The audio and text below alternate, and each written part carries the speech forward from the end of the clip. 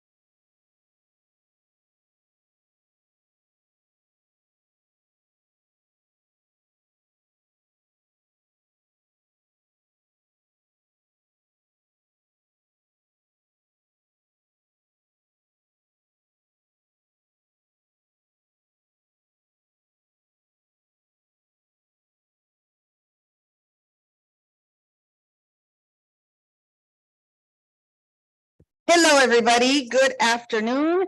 It is December 7th, 2022. We are at a work session of the Board of Trustees of Harlandale ISD. I am Norma Cavazos, the board president, and I am going to call the meeting to order, 6:15, and a roll call of my colleagues present. Ms. Carrillo, yea or nay? I'm sorry, are you here? Yes or no? Yes. Just say yeah. Sorry. Yeah, I'm just kidding. Everyone, yes. Yay. Mr. Mancha, I guess I'm a name. are you here or not, Mr. Mancha? Mr. Moreno, President. thank you. Mr. Luna, Martin. Ms. Ortiz. Here. Thank you, and I am actually present here as well. We do have a quorum. Mr. Soto, would you let us know who's here from cabinet and staff, please? Yes, Madam Chair, Board of Trustees, HISD family. This evening, we have our Assistant Superintendent for Business, Mr. Richard Hernandez. Here. We have our Executive Director of Operations, Dr. Hinojosa. Here. We have our Assistant Superintendent for Curriculum Instruction, Ms. Casey. Here. We have our Executive Director of Human Resources, Dr. Salinas. Here. And we have our Public Information Officer, Ms. Viera. Here. Thank you, Mr. Soto. We also have Dr. Judy Castleberry here with us. Good evening, Dr. Castleberry. Good evening. Thank you. Moving on to agenda item 2, public comment. Did anyone sign up for public comment, Ms. Patty? Okay, no one signed up for public comment. Moving along. Oh. Ms. Patty, can you take a look at that for me, please?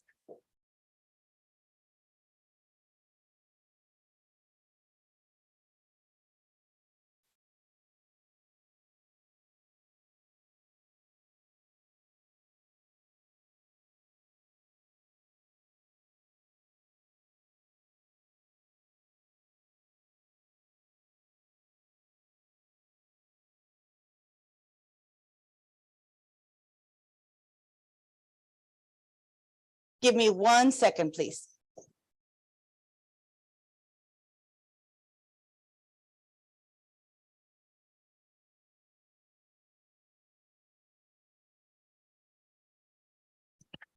Mr. Aguillon, there's no time indicated in this log sheet as to when you signed up. And we have between 5 and 6 for community members to sign up to speak. I need some direction, Mr. Rosendez. So, we have our policy, we have that timeline, but it's up to you all. But he could speak at the next meeting, which is Monday, or y'all could make an exception. But it's up to you guys. Madam Chair, I had just left this door because I was walking out, and that's when Mr. Aguilar was walking in. So that was about the time you got here, Mr. Moreno. Do you remember what time you got here?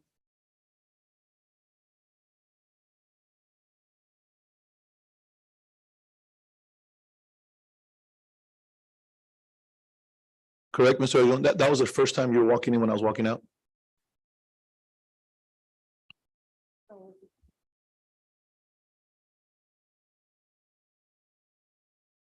You know, Mr. Aguillon, I hate to do this to you. I absolutely hate to do this to you. But if I make an exception today, I'll have to make an exception every single time that somebody inadvertently signs up for public comment on the wrong log sheet. But I encourage you and invite you, come Monday, and now you know the difference of the sheets, you know what it looks like, and sign up and tell us anything and everything that you want to say to us, the board and the community. I just cannot make an exception because they'll have to make an exception from here on end. And I just want to be clear and transparent and just do the same for everybody. So you're welcome to stay and hear the work session and what is going to come up in the Monday regular board agenda, what we're going to be voting on. But I would appreciate for you to come on Monday and have your chance to sign up for public comment and for us to hear you out. Okay. Thank you, sir. Thank you so much. Yes, between 5 and 6. Sign up between 5 and 6 on Monday, please. Thank you, sir, for understanding. Moving on to agenda item 3, the board will conduct a work session with the superintendent and staff. Mr. Soto, you're gonna conduct a work session with your staff, correct? Yes, ma'am. So that moves us along to agenda item 4. Is, are they here to present? Yes, ma'am. Okay. Mr. Hernandez? Yes, sir. Thank you. This evening, we have Josh Haney from Mo Casey here to present. The board had requested a high-level presentation of basically our basic allotment, our state funding, property taxes and the impact of state funding, and some words that the board has heard, such as tax compression, and also the effects of what we're receiving in federal funds. So we provided Mr. Haney our information regarding our district, and also told him about the presentation that we're looking at, basically to do a 101 on state funding. So this evening, he'll be presenting that. Mr. Haney. Hello. Thank you for having me, everybody. My name is Josh Haney. I'm with Moat Casey. Yeah, I've been with Moat Casey almost 4 years now. And Moat Casey has a long history of serving Harlandale ISD and districts in the San Antonio area. So excited to be here and talking to y'all about school finance. We're going to start at a very high level and then move through various elements of the school finance system. Please interrupt me, shout out, call out if you have questions or anything, and I'll be happy to take those throughout the presentation. So at a 30,000 foot level, we're going to be mostly talking about the foundation school program. That is the element of the school finance system that distributes funding to school districts across the state. You can see there's a lot of money that's being divvied up during the calculations that are made in the foundation school program. Last school year, it delivered almost $24 billion in state aid and accounted for almost $38.2 billion in local tax collections. I do want to call attention to that note at the bottom of the slide that federal funding usually flows outside of the foundation school program. However, due to the interaction with ESSER and the adjustments for COVID, that normal occurrence has we've deviated from that a little bit. Now ESSER and state funds are kind of moving together and affect one another, and we'll talk about that more here in a minute. And so this slide shows Harlandale ISD's operating revenues over the past, or for the current year and the past 3 years. And you can see this is, again, a bigger picture view that has state, local, and federal dollars. I've called out the ESSER funds. ESEA is just the acronym for title funds, Title I, Title II, all those title funds that the district receives. IDEA is federal funds geared towards special education students, and then other is primarily your school lunch program, but there's some other sort of miscellaneous items, federal dollars in there as well. So you can see, one clear takeaway is that the state aid is declining over the years. However, with the additional ESSER dollars, you can see that the top line of that graph has not been declining in the same way as the state share has, right? So we do have an influx of federal dollars with that ESSER grant, but due to declining ADA that the district is experiencing, that state share is decreasing and likely to continue to decrease. So we're going to spend most of our time focusing on the orange and green bars, the local and state funding. And again, that's all the funding that's distributed and accounted for by the foundation school program. And when we are trying to think about how our revenues are calculated by the foundation school program, it's really done in 3 steps. There's a whole lot of nuance here, but I'm going to try and keep things simple. And kind of go through each of these 3 steps and how the district arrives at its funding, and how the local tax collections are accounted for, and then how the state aid is calculated. So you can see the 3 steps here. The analogy I use when I'm sort of speaking to School Finance 101 is all of the complicated weights and student counts and everything in state law. All of that really does is calculate your entitlement, which you can kind of visualize that as calculating the size of the bucket that is assigned to Harlandale ISD, right? And that the size of that bucket is determined by the number of kids you have, the types of kids you have, your tax rate. All of those things go into calculating your entitlement. Step 2 then is the state looks at your property values, your tax rate, your tax collections, and applies that local share. And then whatever's left in that bucket, if there's any room remaining in that bucket, is filled up by state aid. Excuse me, Yes. who is the one that allocates? What state The state agency? aid- What the- state agency? Yeah, the Texas Education Agency. Okay, Yes. Is and the school finance group within the agency is the one that does these calculations. Yes. There we go. Okay, so step 1, as I mentioned, is calculate the entitlement. School district's entitlement is a sum of over 20 different allotments, which depend on a number of different factors. Again, as I mentioned, the number of students, the types of students that you serve, the attendance rates of those students, certain characteristics of your district. There's an allotment for fast growth districts. For example, there's an allotment for small and mid-sized districts. So certain characteristics can come with additional dollars. Your tax rate impacts your entitlement, the sort of your tax collections. You can think of that your collection rate, right? Your property tax collection rate can impact your entitlement,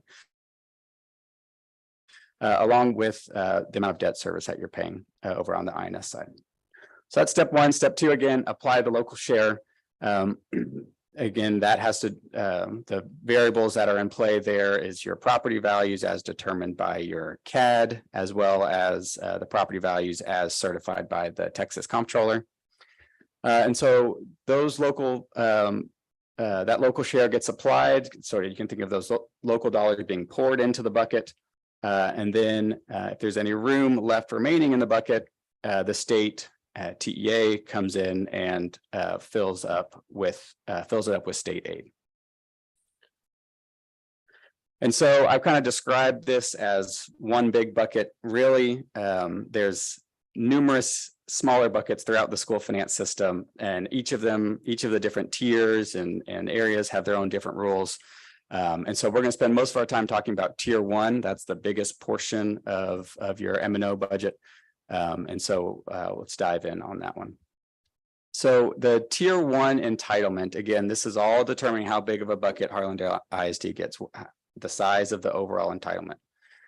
It's comprised of, again, almost 20 different allotments that are based on student counts and district characteristics. You can see some of those allotments listed out there. The largest of which is the regular program allotment.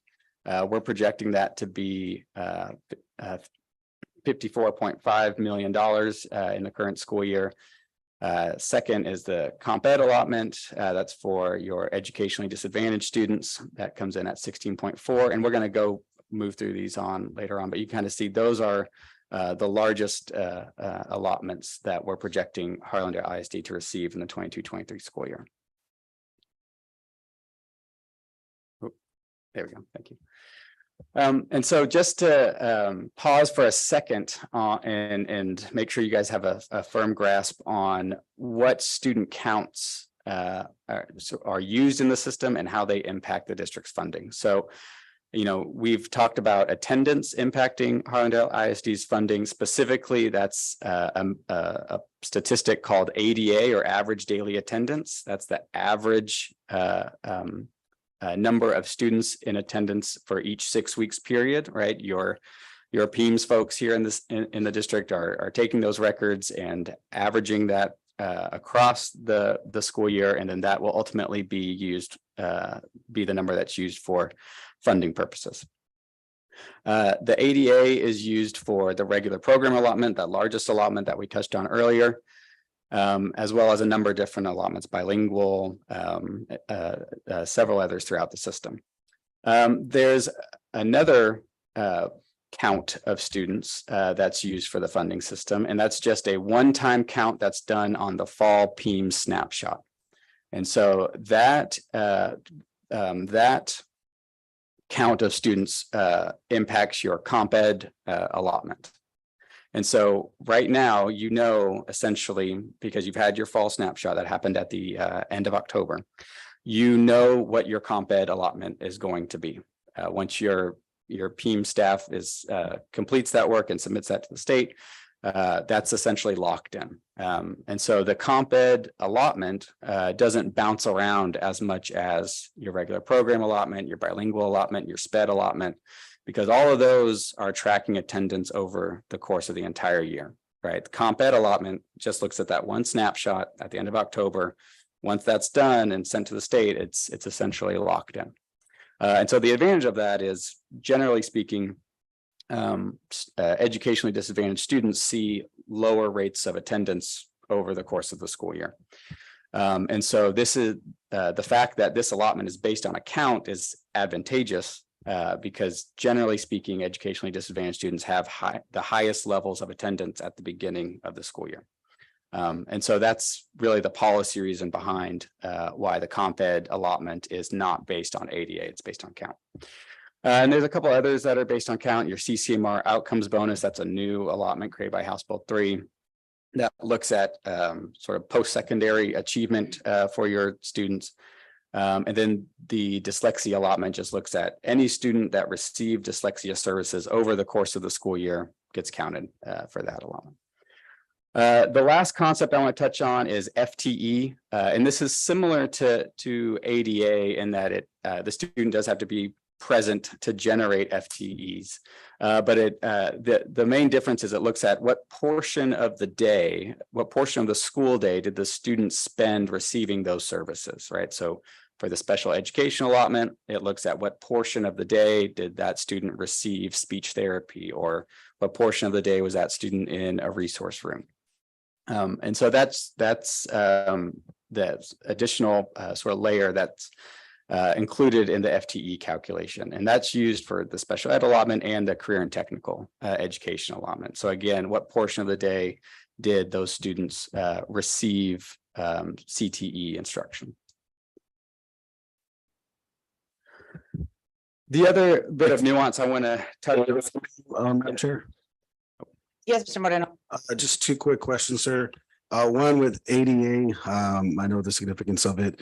One thing that I see that kind of impacts things at times is there's not a general time, but everyone kind of uses the consensus time of like 10 a.m. or, you know, is that correct? Or what's the general? Because I believe districts have pretty broad leeway in terms of what the attendance taking time is during the day. And do you know, and I know our team has done different things to try to, you know, improve and motivate our kids to get there. But when it comes to the time of the day, because I know we have kids that come in at all hours of the day. I've had an instance where a kid comes at 3 o'clock and we're not going to deny FAPE. We're going to let the kid come in. But, you know, that kid obviously doesn't count whatsoever for ADA. And I know this isn't on you, Yeah. but it's more so TA and the other agencies that are heading into it. To be honest, it's hard to say without knowing more about your specific district's attendance taking procedures. I would imagine if they showed up at 3 o'clock, that probably didn't count. Sure. I mean, that's anywhere I've been Yeah. a part of, yeah. But it's like, we're not gonna deny them, but there's Right. there's nothing in there that can be used to assist in creating that a little caveat, or there's nothing that anyone has brought up in the state agencies or anything of that nature. In terms of, Because I mean, a lot of times they're thinking of the perfect scenario, perfect situation, and not thinking of the Right. difficulties that our students population encounters. yeah, my understanding is that attendance is sort of binary. It's either on or off, right? They're either there for the day or they're not. So I think in an instance where you're talking about, there would be a degree of attendance, right? They showed up at, halfway through the day, that could count as 0.5, right? For example. But I know To that's- my knowledge, that is not something that's being discussed at the state level. Okay, and then I guess the other question would be with the CCMR outcome bonus. I know Mr. Hernandez has touched on this before, especially when it comes to child nutrition and the amount that we earn in terms of revenue. But can you kind of elaborate on the CCMR outcome bonus? Does that mean on enrollment, or does that mean on students being passing, or is it just based on, like you said, being present, like the FTE? Yeah, so I'll go back to that. So it is a count, right? It's not, they don't have to be present, because all of the activities that generate the CCMR outcomes bonus happen after they leave y'all's buildings, right? Are they enlisted in the military? Are they enrolled in college? Did they pass certain industry certifications? And I believe it's within either a 12 or 14 month timeline after graduation. And so if they check any of those boxes within that time frame, TEA gets that data automatically from various sources, and then will award the district the outcomes bonus sort of after the fact. Does that make sense? Oh, yeah, because it goes with our taper and us following our kids and tracking our kids. And so one thing to note, just since you brought up the taper, is there's a CCMR for accountability purposes, and then there's CCMR for the outcomes bonus. They're similar, but they're not perfectly aligned, right? So you may get a CCMR thing, credit for some CCMR activity on the accountability side that may not necessarily generate an outcomes bonus. So they like to keep it simple for us. Yes. Ms. Cavazos. Yes, Dr. Casavari.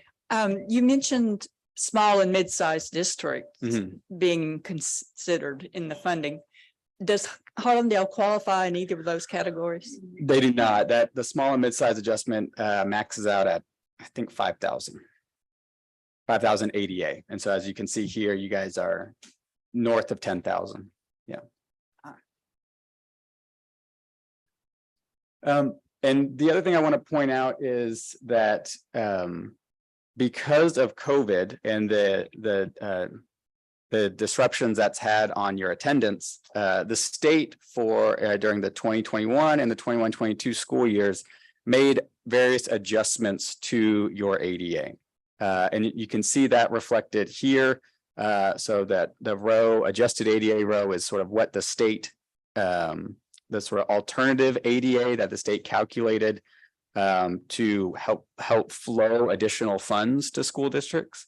And then the actual ADA is what Harlandale ISD actually reported to the state. And like when your PEAM staff went around and counted all the kids and determined their attendance, that was the number that they sort of calculated and reported to TEA. And so the main thing I just want to point out is, Harlandale ISD and districts across the state have received adjustments, upward adjustments to help for funding purposes these past few years. You're not getting an adjustment this year. That's why there's nothing for 22-23. And it's unlikely that there'll be adjustments in future years. And so again, just kind of wanted to point that out, that any ADA numbers you may have seen on a TEA report in the past, that may not be indicative of actual, students in, in your district. That could just be an adjusted number used solely for funding purposes. And so you can kind of see the trend. However, for actual ADA, in 2021, you had almost 10,400 ADA, and then it ticked down a little bit in 21-22. And then our projection, and we'll touch on this more later on, is that we used some information from your demographer and sort of extrapolated a trend out from there. And these are kind of the inputs that are plugged into our model. And we'll talk more about your revenue projection here later on because of these ADA declines. Madam Chair, if I may. Yes, Mr. Moreno. And real quick, sir, if you can go back to what's in the parentheses or in the italics, the districts use ESSER 2. I know Mr. Soto shared that with us in regards to how, they gave us this money, but then they said, oh yeah, but we gave you the whole harmless, so take it out of that. Yeah, So I don't know if you can kind of elaborate. that, yeah, that's a good segue. That's later on in the, but yeah, we talk about ESER 2 and ESER 3 and kind of how. Well, that's the case. So then. Yeah, okay. Okay, so again, sort of where we are right now is we're calculating your entitlement, and right now we're just looking at tier 1. Okay, so tier 1 is one of the buckets that we need to calculate to determine how much funding Harlandale ISD gets. Okay.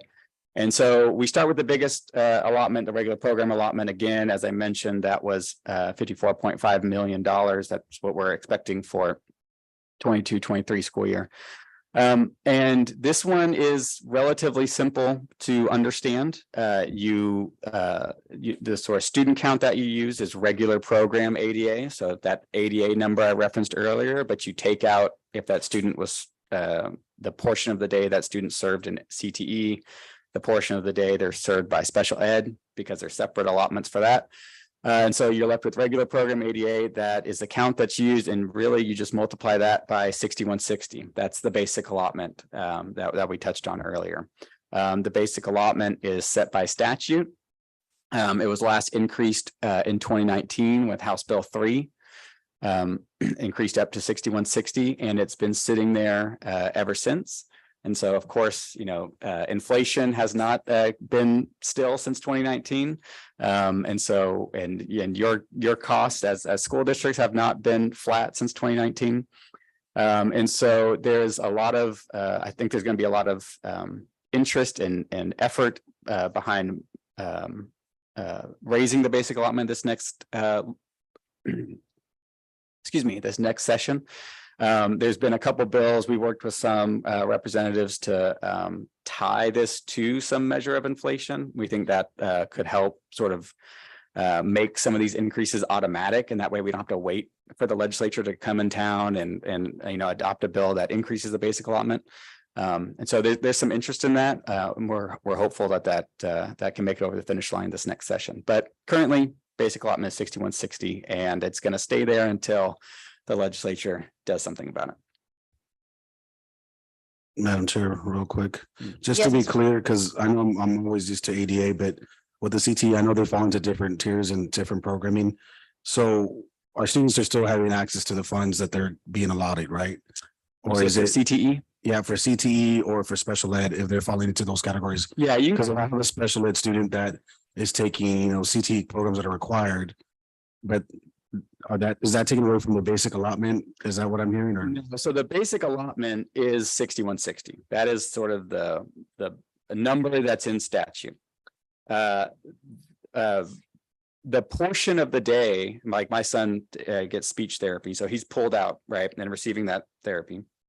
That portion of the day, so like, for example, if he attends every day, he'll have one total ADA. But because he's pulled out for speech, he may be for regular program ADA, he's maybe up 0.95 or something, right? Does that make sense? So that 0.5 is still counted on the speech allotment, the special ed allotment. So he's not, like, the school district isn't missing out on funding for that time. That's what I was asking, Yeah. because I was looking at it like, wait a minute, because I've never heard it that way. Yeah, So, I mean, it does put it into layman terms now that they all Yeah. fit into a box. exactly. You can kind of think of this as like the general ed kind of, Okay. the allotment for general ed instruction. And then they're all right? different buckets that get. Exactly right. Yeah. And then if you may, I know you mentioned about 2019, because that was a big year in regards to, Mhm. teacher pay raise, all that other stuff. When was the last time they actually looked at it? Because I know it's historically speaking, it's been a long time since even before 2019, right? Before 2019, there were some sort of minor increases in the basic allotment. It was like 49.50, and then it ticked up to 51.40. So it had ticked up a little bit over the years. Yeah,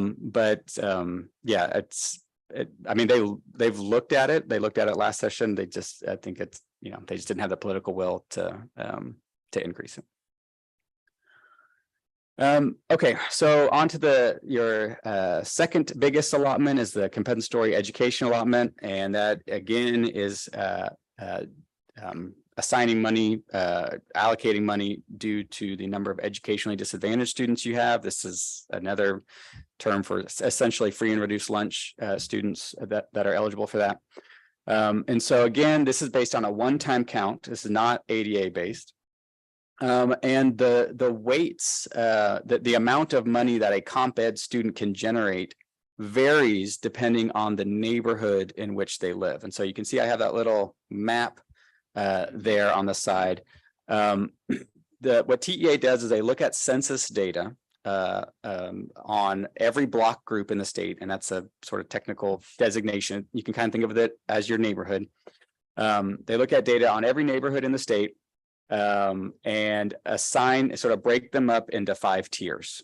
Okay, and so then the students, comp ed students from wealthier neighborhoods generate, $1,380, whereas comp ed students from poorer neighborhoods would generate almost $1,700. Okay, so there's a range within the comp ed allotment, depending on the neighborhood the student is from. The address that you guys have on file, wherever that address is, can shift their comp ed allotment.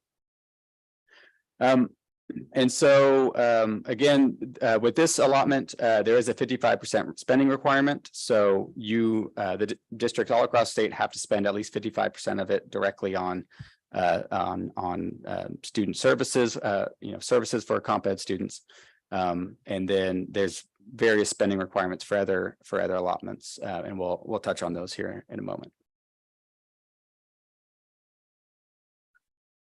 The next biggest allotment for y'all is the special education adjusted allotment. Again, this is based on FTEs, right? So the thing that's generating funding here is the time, the student has to be present and receiving special ed services to generate FTEs. Okay, so that's how you generate special ed FTE counts for funding purposes. There's a really broad range. You can see the weights there. It ranges from less than $1,000 to almost $25,000 per FTE. And that's because, I think one of the lower weights is for speech therapy. That's just a pullout situation, and they're just pulled out for a little bit during the day.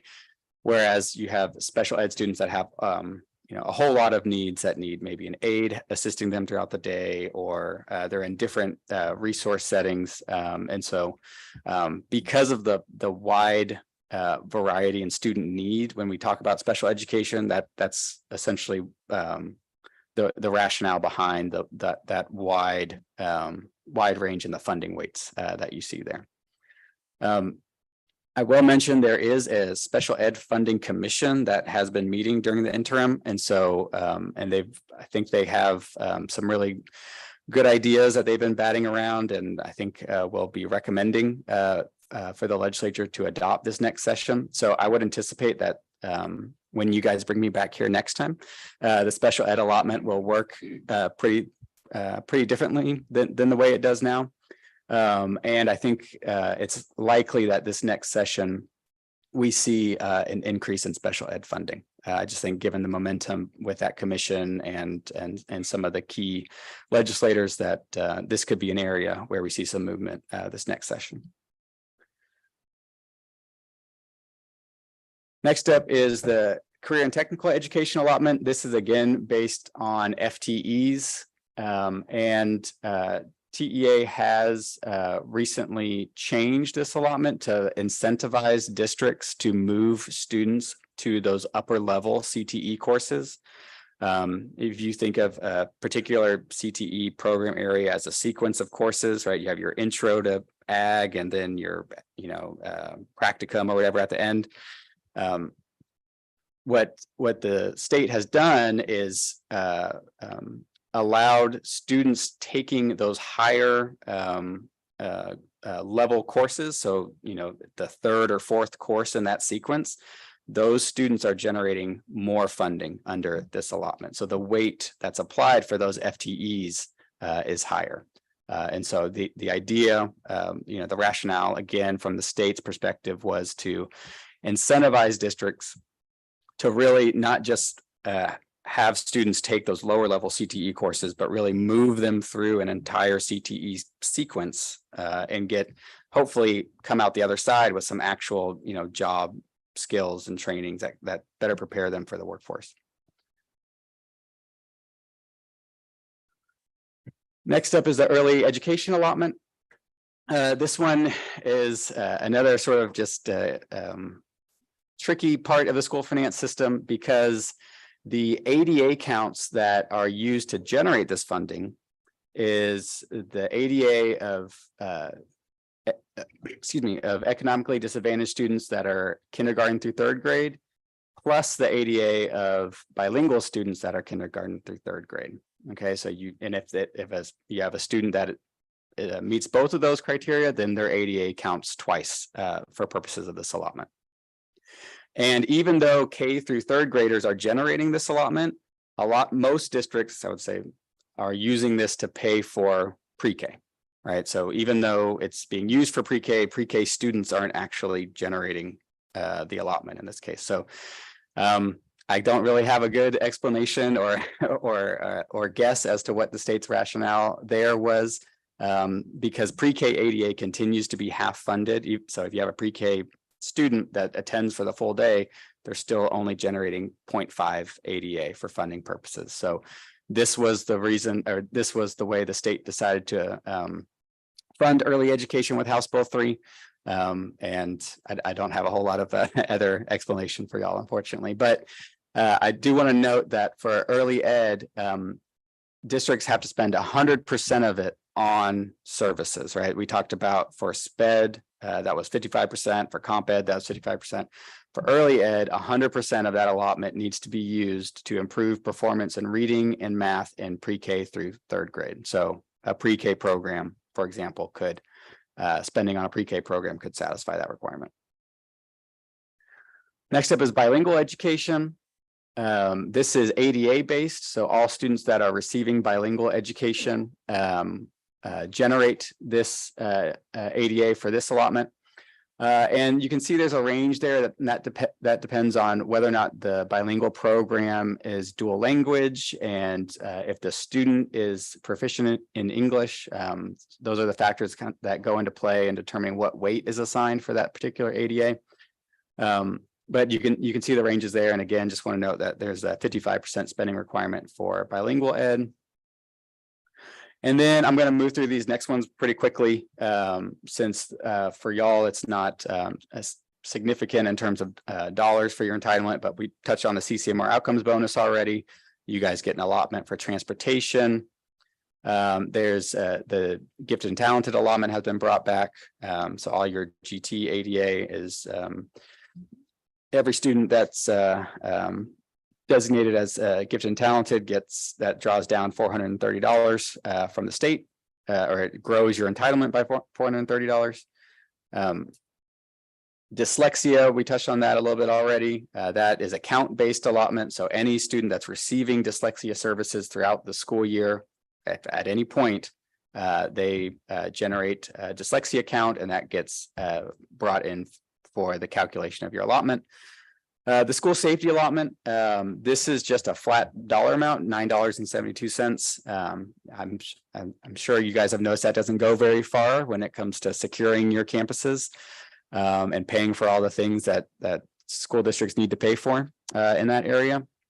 And so there have been some additional funds coming from the governor and other sources for school safety, but I would anticipate a pretty significant change in the way this allotment works and the funding that flows from the school safety allotment this next session. And so, but yeah, that's going to definitely be subject of conversations during the next legislative session. Yes, Mr. Moreno. And just emphasizing again, whether that's still as a student dealing with, protecting our kids. To pay for SROs, to do, I mean, there's laundry list. This is not volunteer stuff. This is mandatory stuff that they throw at us even after the travesty in May. Right. Yeah. That they're making us do. So hopefully it goes revamp the way that they're saying they're going to do.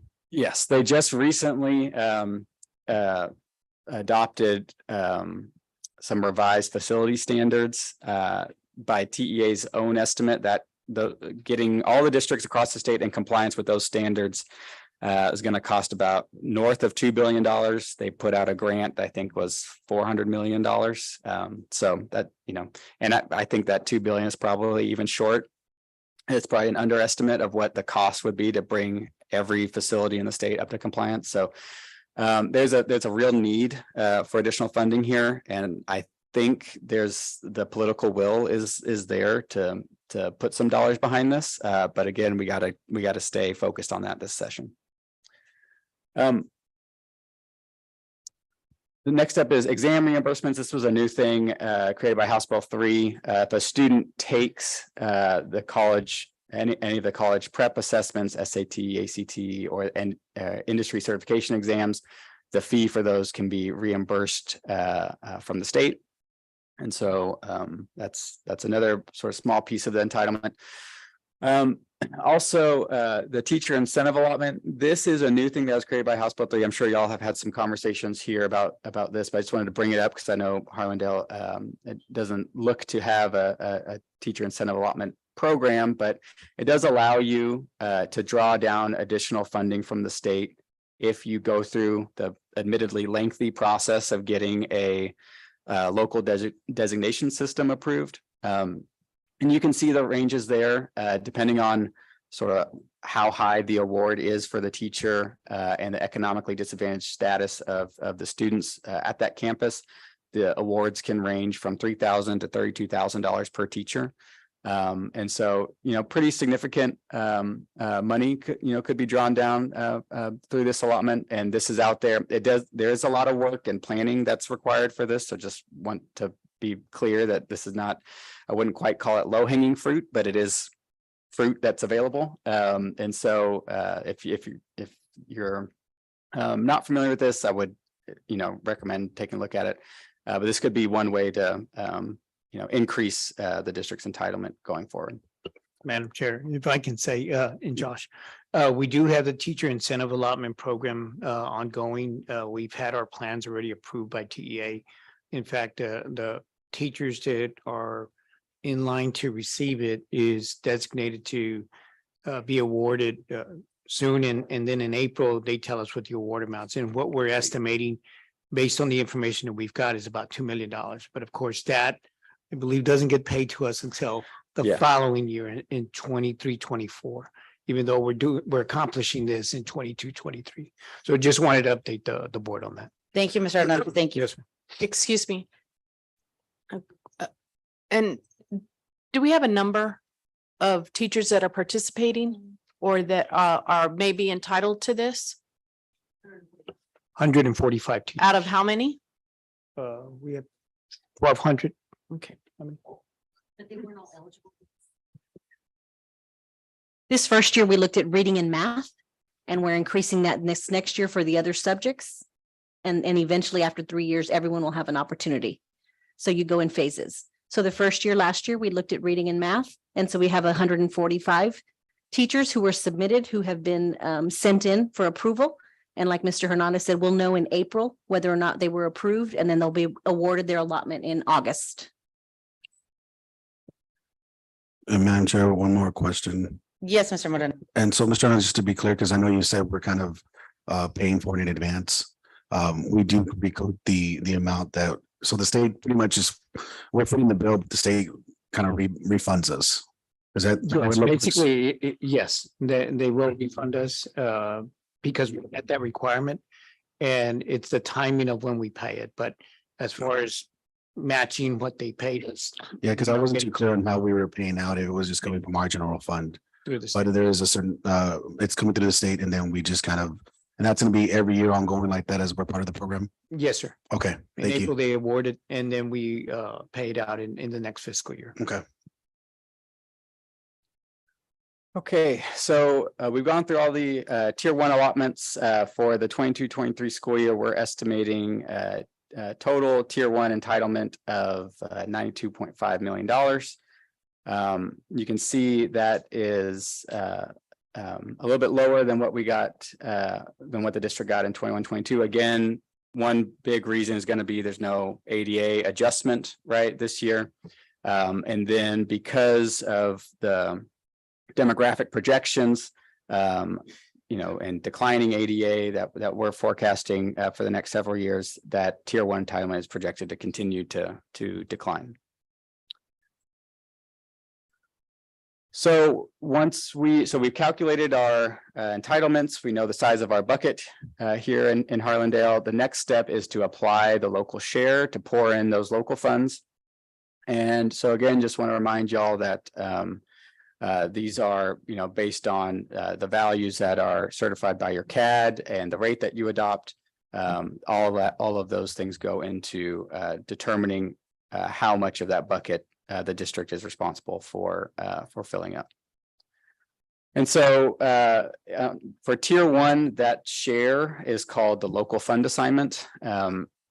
And again, just as I mentioned, it looks at your state certified property values and your tier one M&O tax rate. I'm going to talk a little bit more about what both of those things mean here in a minute.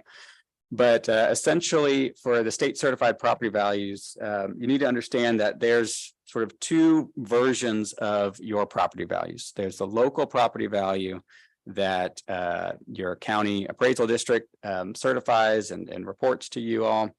That's used to determine your tax levy.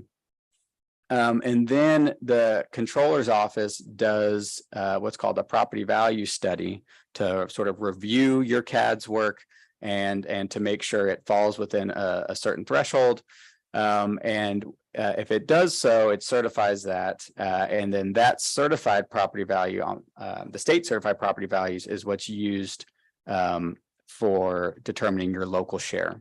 Okay, so essentially what the purpose of that is to make sure that CADs are not out there, undervaluing properties, right? So the state has a role in sort of double checking the CAD's work and then using that state certified property value to determine how much local funds sort of you're on the hook for. A couple other differences here between the local and the state certified property values. The local certified property values recognize any local optional homestead exemption that the district adopts. State certified property values do not recognize those exemptions. And so for a district like Harlandale, since you guys are not a recapture district, if you decided to offer additional optional homestead exemptions, you would essentially take a hit on that as far as the state certified property values are concerned, right? They would not remove that value from the rolls in the same way that they might do for other districts. And then additionally for the local certified property values, all those over 65 and disabled homeowners, as y'all are aware, their tax bill's frozen based on their levy at the time they were eligible. For the state property values, there they do recognize a portion of the values of those over 65 and disabled homeowners. So we talked about the differences between local and state property values. The other bit of vocabulary that I mentioned in that earlier slide was the tier one portion of your tax rate. Every year you all adopt an M&O and INS tax rate. Within the M&O rate are two tiers and two levels. And so the tier one is the portion that determines your local share for tier one. The tier one portion of your tax rate determines your local share for tier one. And this is the portion of the tax rate that is subject to ongoing tax compression. When we talk about House Bill 3 and the tax compression, sort of automatic tax compression that put into place, that is only impacting the tier one portion of the tax rate. Tier two is not impacted by that automatic ongoing compression that was put in place by House Bill 3. And we'll talk more about tax compression later on, but just wanted to kind of do a quick little vocab lesson on what tier one meant and how that impacted your local share. And so this, I have a typo on this slide, but for the 22-23 tax year or school year, you have an M&O tax rate of 94.29. That includes 8046 tier 1 pennies and then 1383 tier 2 pennies. And so for purposes of where we are at right now, the tier 1 rate of 8046 is going to be used to determine your local fund assignment. So we take the tier 1 portion of your tax rate, we look at what the controller certified for your property values. The controller hasn't done this yet. This is our projection, sort of mirroring the controller's methodology, but we think it's going to be around $2.5 billion. And so you do that arithmetic and you get a tier 1 local fund assignment of just shy of 20 billion. So of the $92 million bucket that we calculated earlier, you guys are essentially having to kick in almost 20 million, right? And so that's how those two things fit together. And so you can see, we projected this out. It's been relatively, it grew a little bit this last year because you guys did see some tax rate compression, right? So as values go up, your tax rate gets compressed because of the way House Bill 3 works. And so that can kind of keep your local fund assignment steady. However, you guys are, you're compressed as far down as state law will allow you this year. You're at you're seeing the maximum amount of compression. And so now the district's really in this place where property value growth may not come with offsetting tax rate compression as it has in the past. Okay.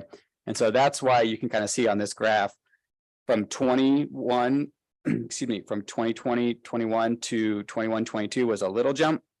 And then you guys have, and then years going forward, you're going to see bigger jumps because you're not going to have the same type of tax rate compression impacting the district's local fund assignment.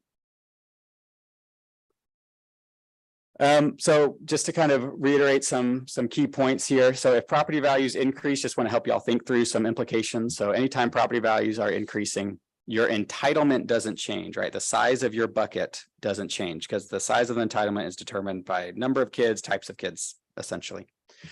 Your local fund assignment grows though, right? So if property values go up, the district is sort of responsible for putting more money in to pay for its entitlement. Depending on how much property wealth you have, your recapture could grow. You guys aren't close to being a recapture district, so that's not something we'll spend a whole lot of time on.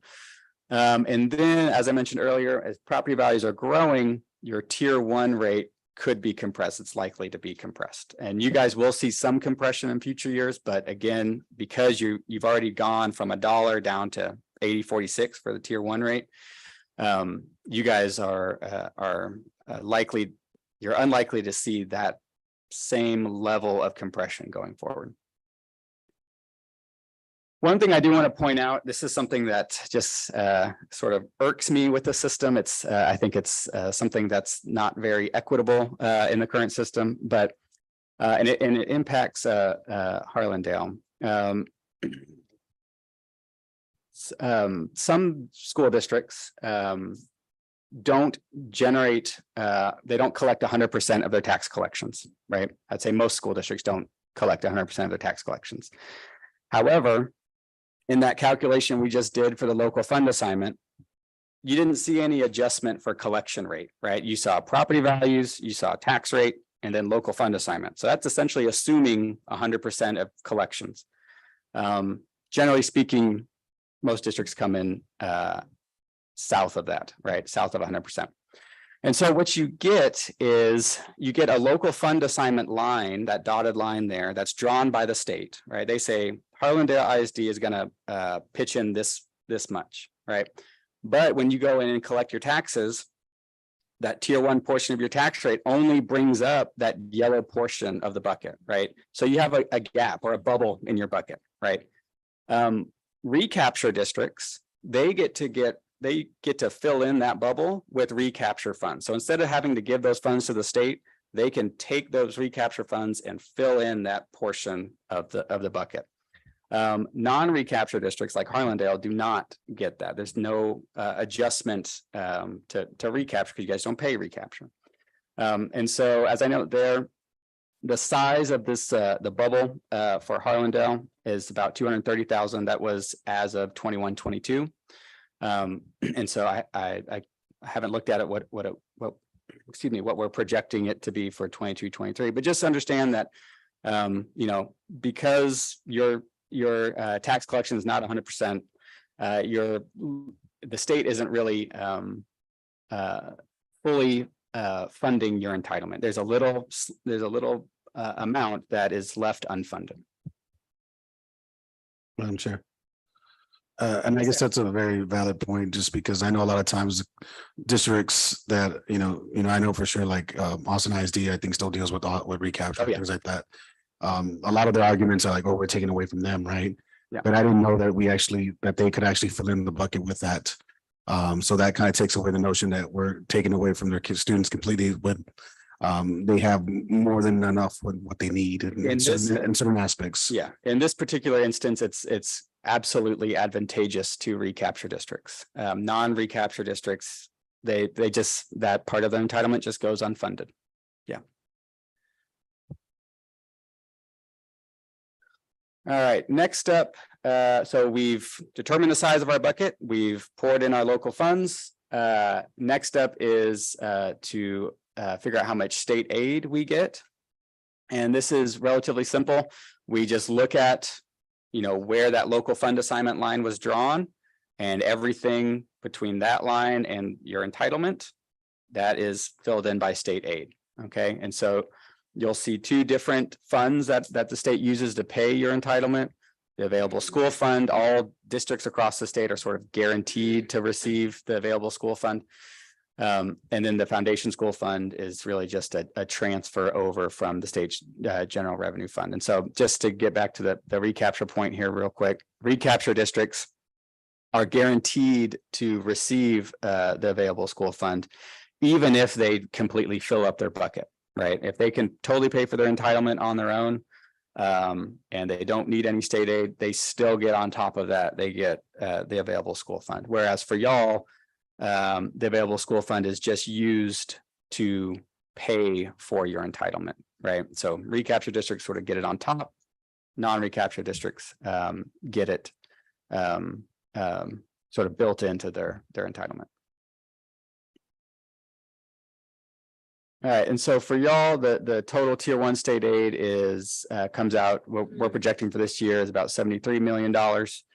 And so really that is the three big steps on how to calculate your tier 1 portion of your entitlement and your funding.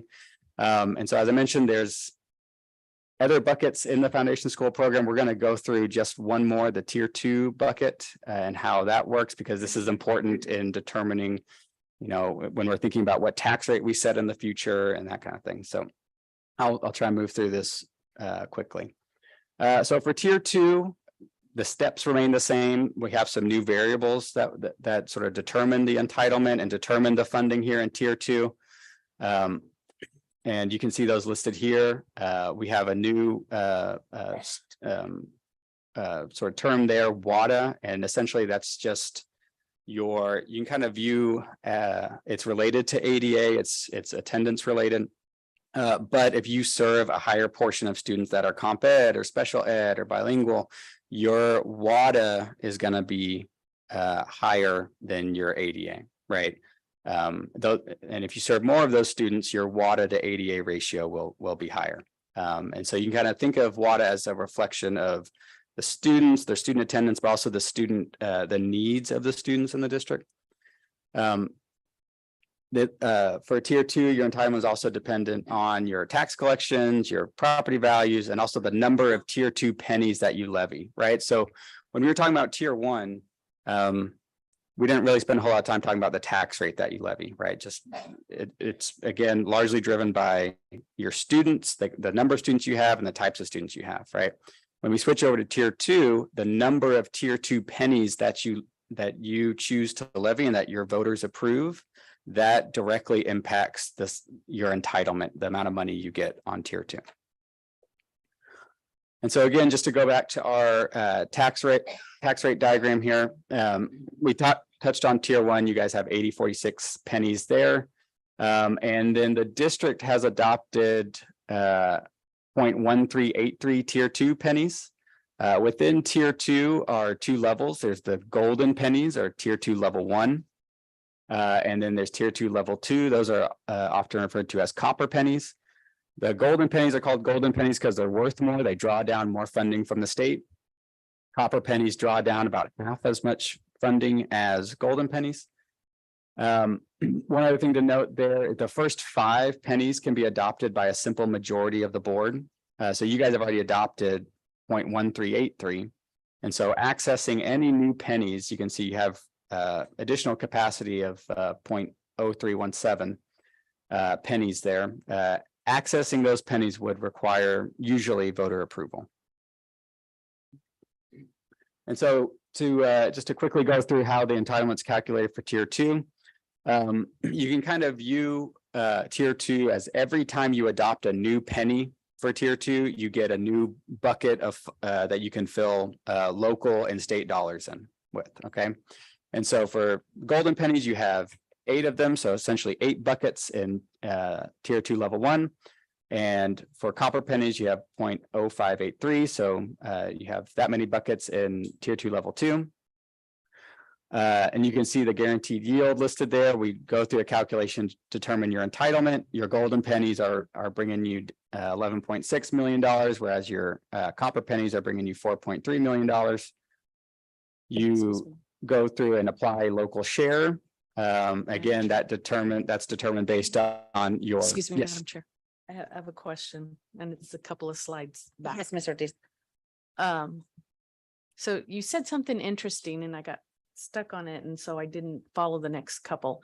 And you may have already answered this. So you said to access more of the golden pennies, it would require voter approval. To move it up. And so you said requires voter approval in what type of election? So it's called a voter approval tax rate election. It used to be called a TRE, tax ratification election. And I'd also said usually it requires an election. If there is a disaster declared in your district, you do have the option to temporarily adopt pennies that would normally require voter approval. But most of the time, to access any additional pennies to sort of maximize your taxing capacity, you would need to go to the voters and have them approve that with the voter approval tax rate elections. So here's my next question to Mr. Soto. In the history of Harlandale Independent School District, have we ever done that? We have, but there's, you really, if I'm reading you correctly, you're looking at those 3 pennies that we have available to us. And that would yield what, about 2.2 million? About 2.2 million, yeah. But we would have to raise the taxes. We have to go back and raise, we have to go for a vote to raise taxes to get 2.2 million. And the confusing thing about that is you may, like, let's say next year you go for an election. You may have compression of your tier 1 rate, right? Because of House Bill 3, maybe you get compressed by 4 pennies and then you're adding 0.0317 additional tier 2 pennies. So your total rate could still come down, right? But you would need to go out for an election for permission to access those 3 pennies on top. Does that make sense? So your total rate, you don't need to look at your total rate. You need to look at the component parts of your tax rate to understand what you're asking the voters.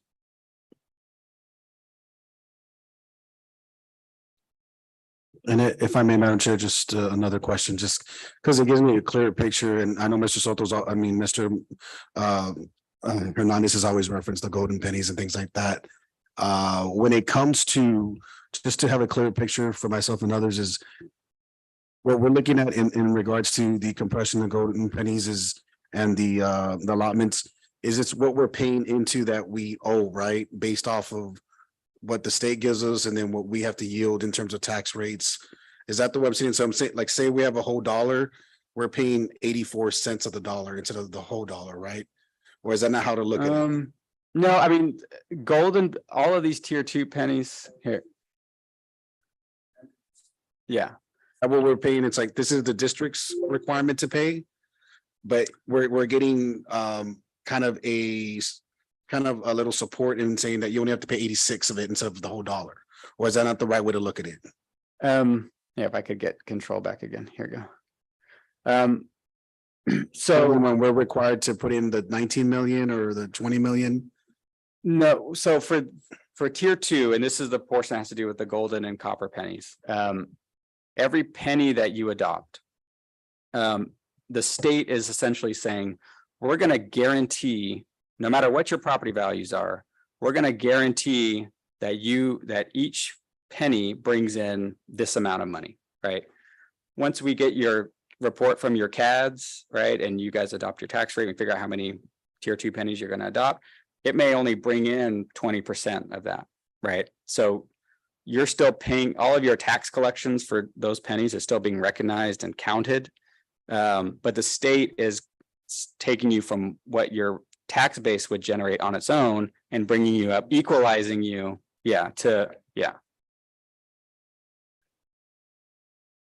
And when we do that, that lessens that amount, right? So we're benefiting from. I see where, okay, yeah, right. So, and I think we may touch on this here in a little bit, but And I know you kind of have it later Yeah. too, but it's like, might as well ask it now Yeah, when it's in my yeah.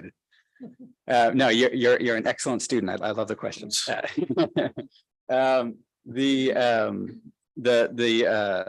If your property values are growing, the way it impacts this is that your bucket essentially stays the same size, right? But your local contribution grows as your Okay. values grow, right? And so you're essentially crowding out state dollars, right? With your property value growth, right? So that's why in a lot of cases, particularly with House Bill 3 tax compression, property value growth doesn't mean more money, Yeah. right? Because you're getting a compressed tax rate, you're crowding out state funds, you're not Generating as much. yeah, so, folks will come up and, probably gripe to y'all about property values going up. That doesn't mean That it's going more, back to that us. your bottom line is not going Okay. up anymore, right? In some maybe very small areas of the school finance system, it does, but generally speaking, property value growth, Doesn't when you see equate that, to that. you're swapping out local dollars for state dollars. Okay, right? thank you.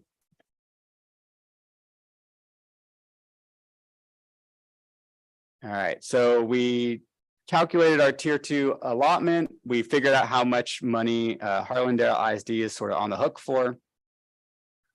Next up, we're going to then for tier two, the state just fills up the rest of the bucket. And so you just get the difference, whatever's left, whatever room is left in the bucket, the state calculates the state aid and sends that over to you. Okay. So that in a nutshell is how the school finance system works at the state. And most of y'all's funding is tier one or tier two. You guys do get some INS funding. In the interest of time, you guys can bring me back to talk about INS because that's going to be a whole nother conversation that can get pretty complicated. So I'm going to switch gears here a little bit and just talk about tax rate compression. We sort of introduced that concept already, but just want to make sure you guys understand fully what all this means for the district. So as I mentioned, Can I interrupt you before you begin educating us any further? If I'm understanding correctly, and I'm taking down my notes as best as I can, it all boils down to no students, then no funding.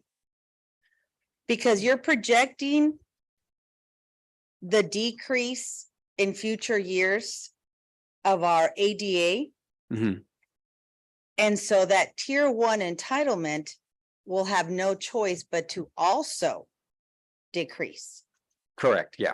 So unless or until we can get our ADA, not our enrollment, but our ADA to increase, we're always going to be a little less, a little less, a little less as far as tier one allotment funds, correct? Correct. Yeah, and enrollment and ADA are tied. They Yes. usually move in a similar Yes. direction. I would imagine with COVID, you've seen, lower attendance Mhm. rates. So that maybe changed the relationship a little bit, but yes, as your funding is going to be tied to the number of students that you that are eligible for funding on those allotments. Yeah. Okay, thank you.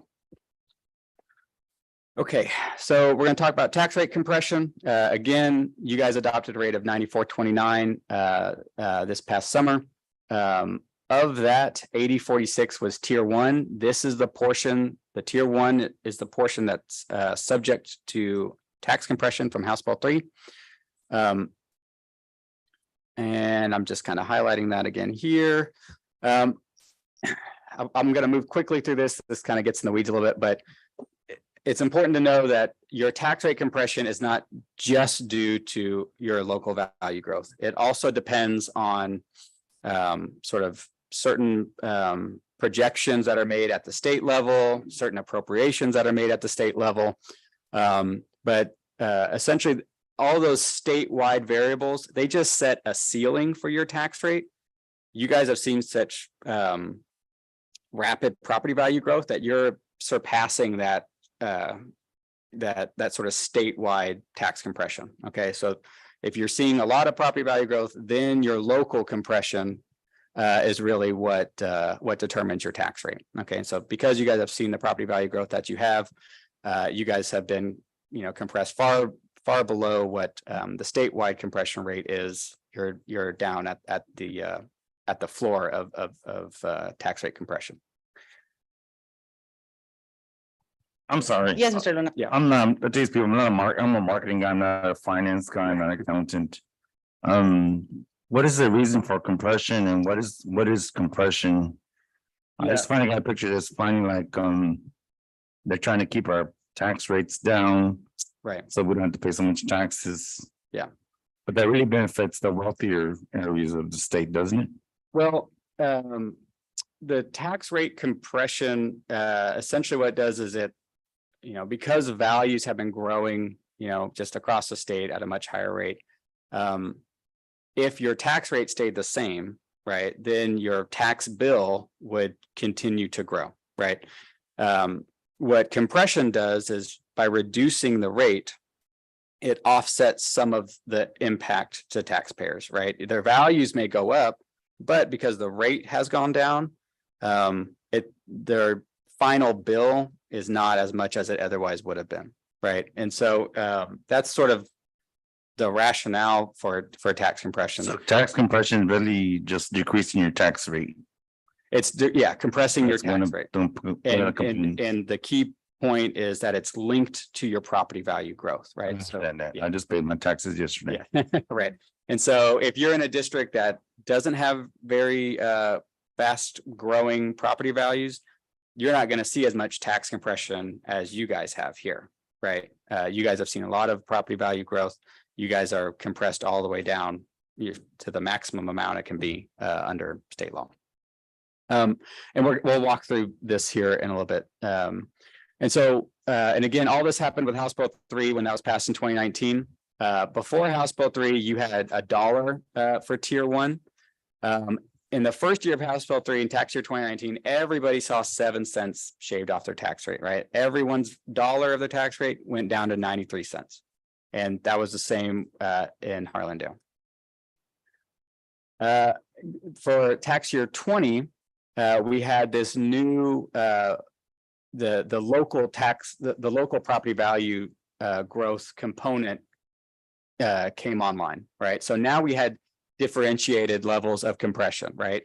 A district that was growing, that saw a lot of property value growth would see a lot of tax compression. A district that didn't see a lot of property value growth would see less tax compression. And so that's kind of represented by this line. So this right now, remember, we're in tax year 20. In tax year 2019, you had a tier one rate of 93 cents. And that green line, that bold green line indicates where you would have been compressed depending on what your value growth was, right? So let's say in 2020, you only grew at 2%, your tax rate would have only been compressed down from 93 to 91.64. Okay. You guys, however, in that tax year, you saw almost 11% growth, right? So you follow that bold line down to 11%. And that's your tier one rate, right? So instead of going to 91.64, you came down from 93 all the way down to 85.93. Okay. So you saw a lot of compression in tax year 2020. And the other thing I want to point out is those tier 2 pennies we talked about earlier, the 1383. There was some compression of those in tax year 2019 with House Bill 3. That's, and we'll talk about this here later, but that's not an ongoing compression, right? You saw that 17 cents go down to 1383. And then going forward, those 1383 pennies are just going to float down on top of your tier 1 rate, right? As your tier 1 rate gets compressed, those pennies are going to float down on top. And that's what happened in tax year 20. You had 85.93 in tier 1, and then the 1383 added on top of that got you an M&O tax rate of 99.76. Fast forward 1 year, you're in 2020, you were at 85.93. And so we draw those lines as per statute. Again, you can't ever be uncompressed. I want to point that out, right? So if your values go down, right, your tier 1 rate is not going to go up, right? It's only the highest it can be. It's just what it was last year. And so in tax year 21, you saw 5.9% growth. You follow that bold green line to 5.9%. That results in a tier 1 rate of 83.18. Okay, so you saw more than 2 cents of tax compression in tax year 21. And again, excuse me, those tier 2 pennies, the 1383 pennies in tier 2 just float down on top of tier 1 compression to get you your total M&O rate of 97.01. Then in tax year 22, you saw again double-digit growth. However, there's a provision in state law that acts as a floor for tax compression. You cannot be less than 90% of what the state ceiling is. Okay, and so in tax year 22, the ceiling was 89.41. That set the floor at 80.46.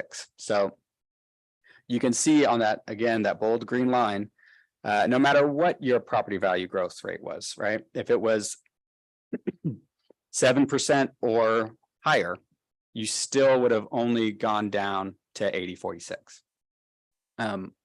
And so that's kind of what I was talking about earlier with regards to the fact that you're unlikely to see additional levels of compression sort of at the same speed that you have in prior years. Okay. Any questions about that? Tell Yes. me again, the tax compression cannot be, Your taxes cannot be uncompressed. Oh. Right. And so you're at 80.46 now.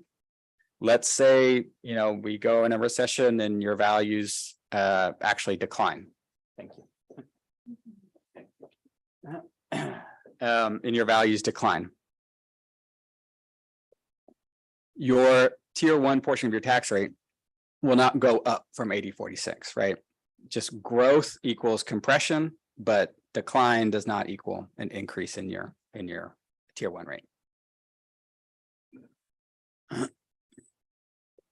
So an example I have in my family is the value went up, but my tax amount could only go up so much higher. That's what the tax person told me. Because I said, I want to challenge the value of my property. And they said, well, it doesn't matter, sir, because we're still only tax you on 120,000 versus 145,000, what your house is worth. But that's because of the tax compression idea.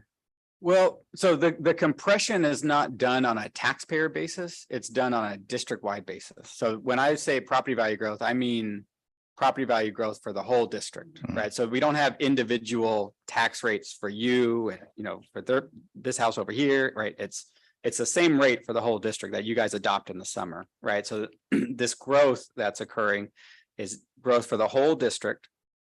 If the property value growth for the whole district meets certain thresholds, then the whole district gets a compressed tax rate. Right. Yeah. Essentially saying that even though your value is going so high, you're gonna only get taxed this amount because this is by state law. I think maybe what they're referring to is there's there's a limit on the amount of value increases. There's your valuation of your home can only increase, I think, by 10%. Mhm. And Right. so eventually that'll catch up with you, right? So you get 10% this year. Let's say your home doesn't grow, the value doesn't grow at all next year, right? Well, you get it. The CAD can tack on another 10% next year and they'll catch back up essentially, right? And so that, I think that's what they were referring to is the limit on appraisals. And so that's a whole nother can of worms. I can. But the big picture, and the big picture, rating is not keeping up with the tax. Right. So when And I that's talk where we're about, heading. when I talk about the property values that you're able to tax on, there are a whole laundry list of exemptions and ways where value gets off the rolls, right? For you, you had some value that was off the rolls because of that 10% limit, right? Other folks, you know, they have a homestead, right? They get now $40,000 knocked off the rolls, right? And so when I talk about property value growth, I'm talking about property value after all of that exemption stuff is taken off. Yeah. So with all the exemptions, that's referred to as market value. Yeah. And that's not really used for anything in school finance. One thing, just wrapping up this section on tier 1 compression, when House Bill 3 was being debated and it passed and we went out and explained it to everybody, there was a lot of concern over how is this going to impact my bottom line as a district, right? Is I see my tax rate going down, which means my tax collections are going to go down. Does that mean I'm losing money? And the answer is no, right? Because tier 1, when we went through that whole exercise, didn't look at your tax rate. It looked at your students and it looked at the types of students that you have, right? Those are the main things that impact tier 1. And tax compression only impacts the tier 1 portion of the tax rate.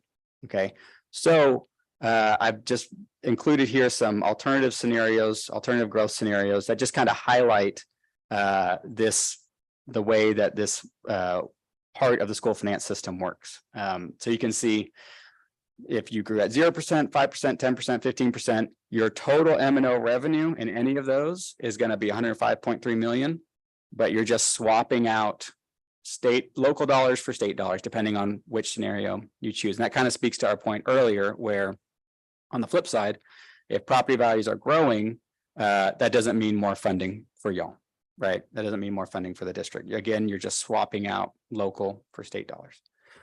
I'm going to quickly go through tier 2 tax compression. Again, this just occurred one time in House Bill 3. You guys went out for a TRE and got the 17 pennies in tier 2. House Bill 3 took those 17 pennies and compressed them down to 1383. And there will only be additional compression if the basic allotment is increased, essentially.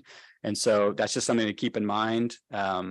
This next session, if we do see a basic allotment increase, know that if they don't change this part of the law, then that basic allotment increase would trigger compression of your copper pennies. Okay. And that's also, that can kind of work in our favor when we're up at the Capitol and we want to say, increasing the basic allotment, you know, it brings more money for schools, but it also provides tax relief, right, to taxpayers. It also requires that teachers see a compensation increase, right? So by increasing the basic allotment, we're able to check off a bunch of the other priorities of folks at the Capitol. And so I think that's just important as we're doing advocacy this session, just to keep in mind that a basic allotment increase is tax relief, right? It compresses the tax rate. A basic allotment increase is 30% of your increase, of your funding increase, has to go to towards teacher compensation, right? That's in statute. I'm sure you remembered having to fill out that worksheet in the first year of House Bill 3, calculating your 30% increase and then designating that amount to teacher compensation, right? So that's another key thing to keep in mind when we're asking for a basic allotment increase. All right, so here's really what you guys called me down here for, is the revenue projection. I say that for the end. And so you can see for 22, 23, we have $108.3 million there, and then it's ticking down in the subsequent years. Again, the primary reason for that is going to be that ADA decline that we talked about earlier. And you can see that sort of represented on that top row of the chart. I do again just want to point out that your tax rate we're seeing some compression, right, in the out years, but we're not seeing 20 cents shaved off like you guys. It's been what 4 years since House Bill 3 passed, and you saw 20 cents of tax rate compression.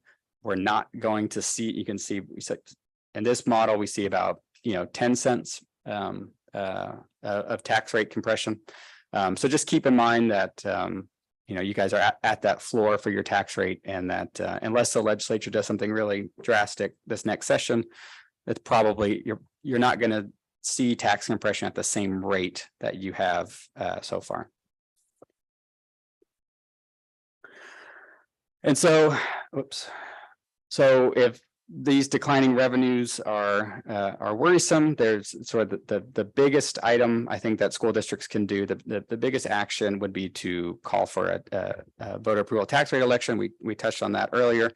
You guys do have 3.17 cents remaining in the copper penny zone, and as we mentioned earlier, that's going to vary depending on your ADA counts and all that. But I think a good ballpark for y'all to keep in mind is if all three of those pennies, if you go out to voters for all three of those pennies and they're approved, that's in the $2 to $2.2 million ballpark in terms of additional M&O funding for the district.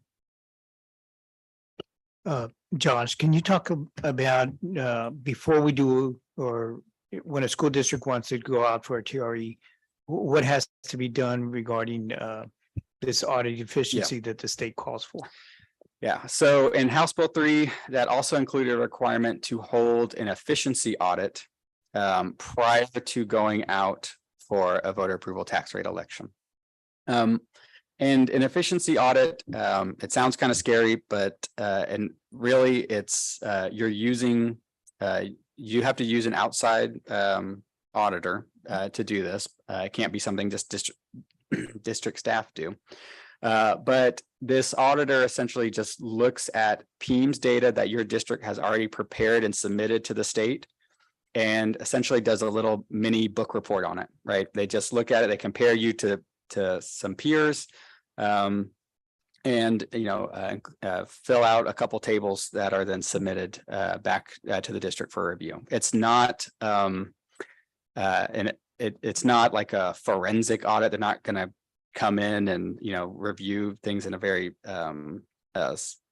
detailed way. It's going to be a data review, a data comparison between your district and I think at least 5 other peers. And so that needs to be done, I believe, at least a month before the election. It has to be published and discussed at an open meeting. And you have to decide who that auditor is going to be, I think at least 3 or 4 months before the election. So that would be usually, or since the passage of House Bill 3, choosing your auditor is one of the first steps sort of leading up to a voter approval tax rate election.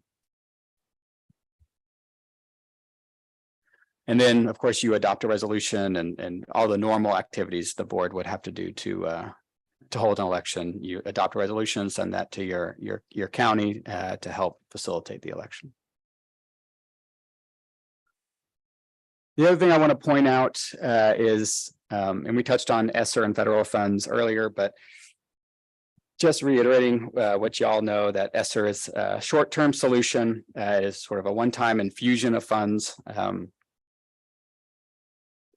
And it is a pretty significant amount of dollars, and I think we definitely have the needs coming out of COVID to get kids plugged into extra tutoring or whatever other resources they may need to sort of get caught back up after COVID. To the point that was made earlier with regard to this question of supplanting versus supplement resources, you can see that with ESSER one, for example, the district got $4 million, but the state backed off 4 million in funding, right? So you got this federal funding with more, you essentially got the same money, but with more strings, right? Now, instead of just having to meet all the state requirements, you have to meet federal requirements for ESSER one as well. And that was sort of the case with ESSER two as well. There was a portion of it was used to supplant state aid, about 11.5 million. And then about 6 million came to y'all as new revenue, right? Those were additional dollars that sort of raised the bottom line. But a significant portion of ESSER two, again, was just used to supplant state funding. ESSER three, the biggest of the ESSER grants, what came to the district as entirely supplemental. Again, that means that there was no state aid that was backed off, and you had to fill in that hole with ESSER three. And so when districts are, and I'm sure you guys have had numerous meetings sort of,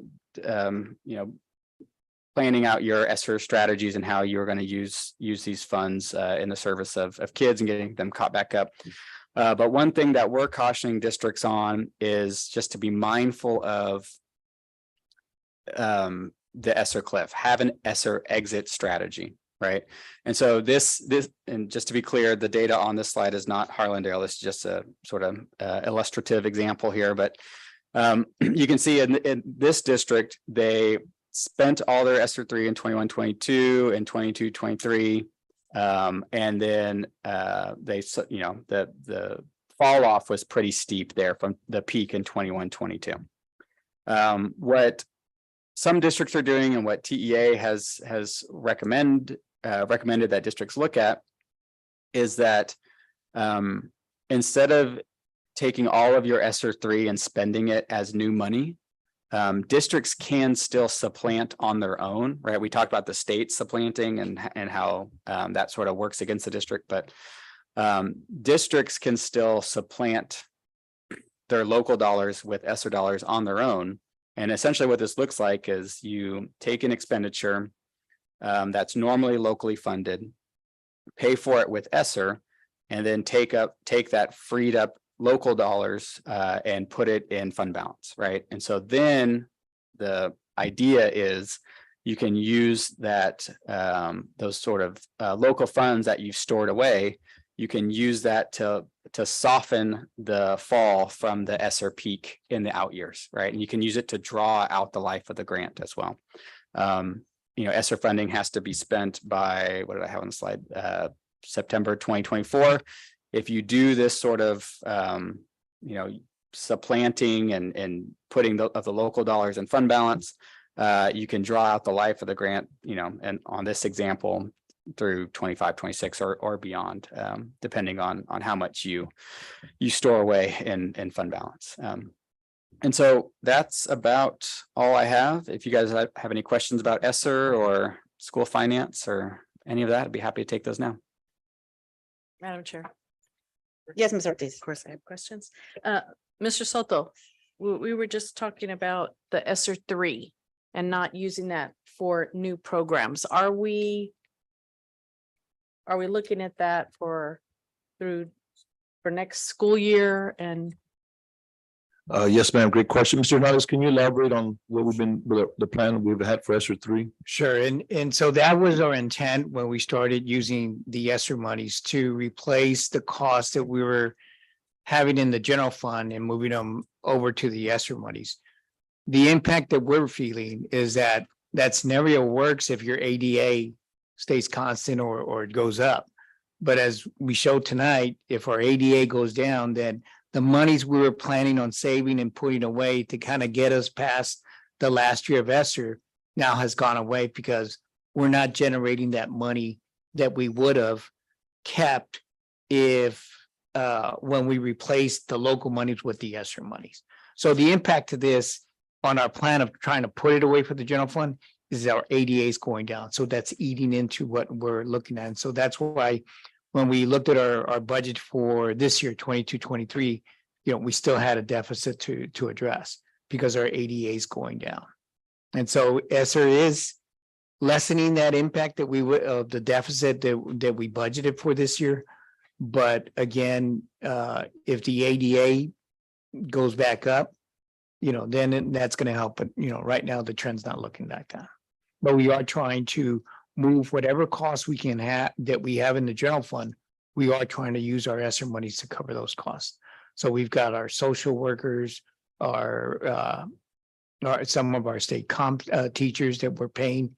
We were paying out of the general fund. We're using ESSER money. So in those areas, you can supplant the general fund costs with the ESSER money. So again, all trying to see how we can put money away before we get into our last year, which is in 23-24.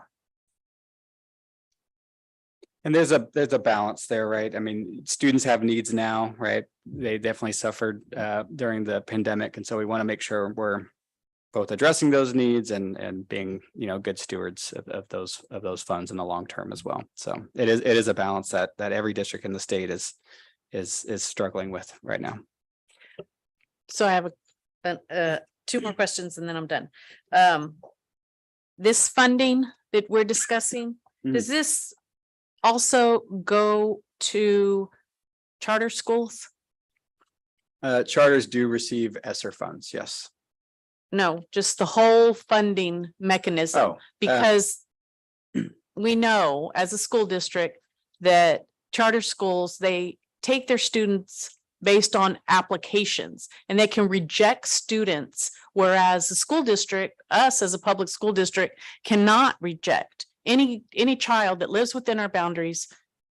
We take. Right. However, there are charter schools that reject students and so it's I'm just wondering how their funding, if their funding mechanism is different than a public school system's is. It is different in a couple different areas. One, they don't levy property taxes, right? And so when all of that, the exercise we went through, calculating your entitlement, there's no local share to fill in, right? So just all of their entitlement and state aid, right, is paid for by the state. So that's one key difference. There's other differences with facilities funding. Their facilities funding is calculated differently than school districts, again, because they don't levy a tax. There's a couple different in some areas of the school funding system, they get funded at the state average, right? So for certain allotments and for tier 2, right? For tier 2, you guys get funded based on the pennies you levy, right?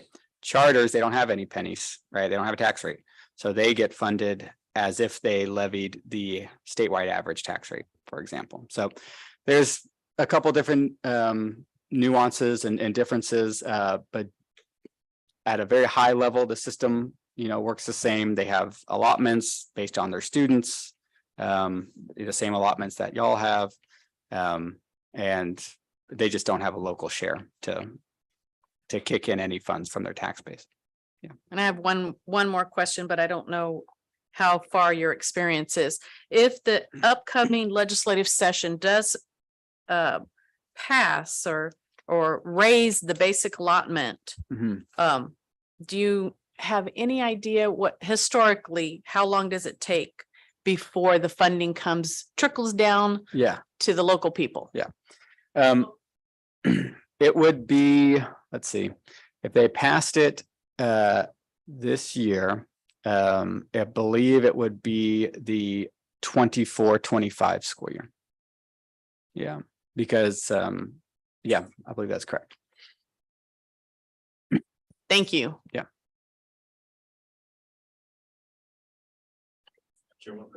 Yes, Mr. Luna, go ahead. Referring back to one of your first slides on the federal monies that we get. I know when Obamacare came out, the state of Texas did not want to participate in that program. And so we did not receive some federal funds, I guess. Uh-huh. Or are we receiving all the federal funds we can from from Washington? They're not being hindered by the state, you know? Well, so in education, there's a couple different buckets of funding. There's the title programs that we talked about earlier. Those are more formulaic and not really a whole lot a district can do to impact those amounts. There are other federal grants that are out there that are relatively new, and that those could be buckets of funding that the district could access. But in terms of sort of state policy, I don't know if you were trying to get at like state policy, but there's no federal funding that Texas as a state has opted to not receive, if that makes sense. Yeah. So we're receiving all the federal funds that we are Essentially, I mean, essentially right. outside of like other grants that maybe. I know like bilingual funds are there and special. That ed would be in the funds are title there. program. Yeah. I'm just making sure because I know we're in a Republican state and so. Right, yeah, so those and those just flow straight to the district. And so fortunately, I think for us in Texas, we don't have to worry about state leaders, getting in the way of those funds. Yeah. All right, thanks. I will say, just as one little bit of commentary, not every state had supplanting occur, right? So that's one area where our state leadership sort of reduced the impact of the federal funds that we did receive, right? In other states, all of the ESSER money came as new money on top of their budget, right? In Texas, unfortunately, they backed off state aid in a way that offset the impact of those funds.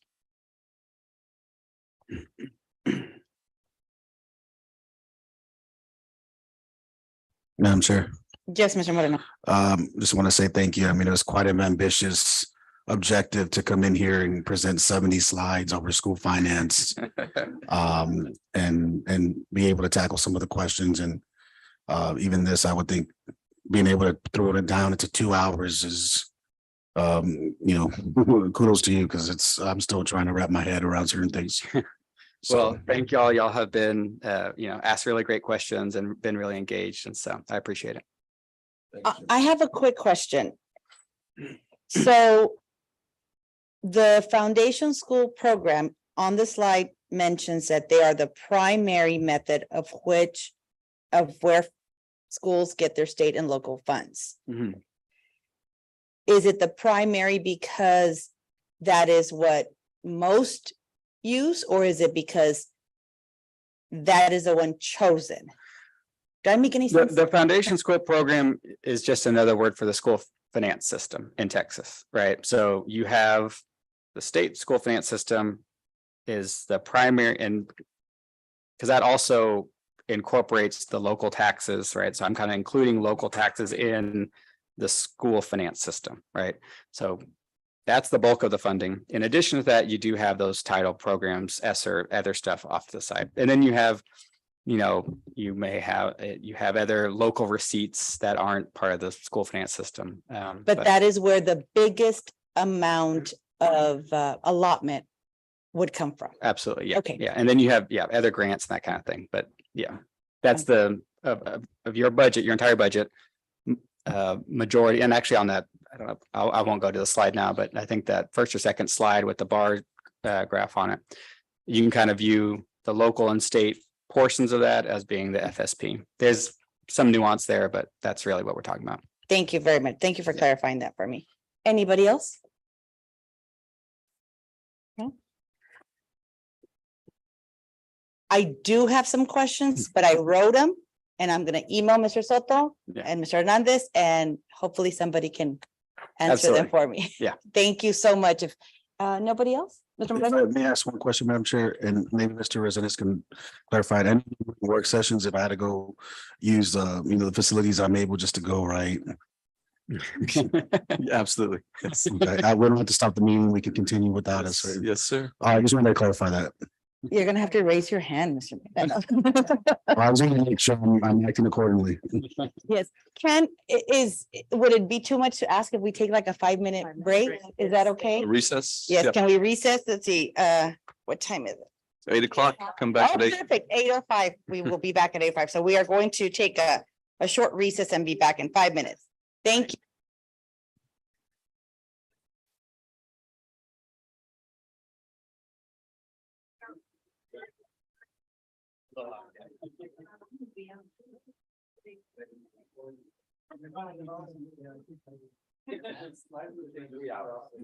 I'm sorry.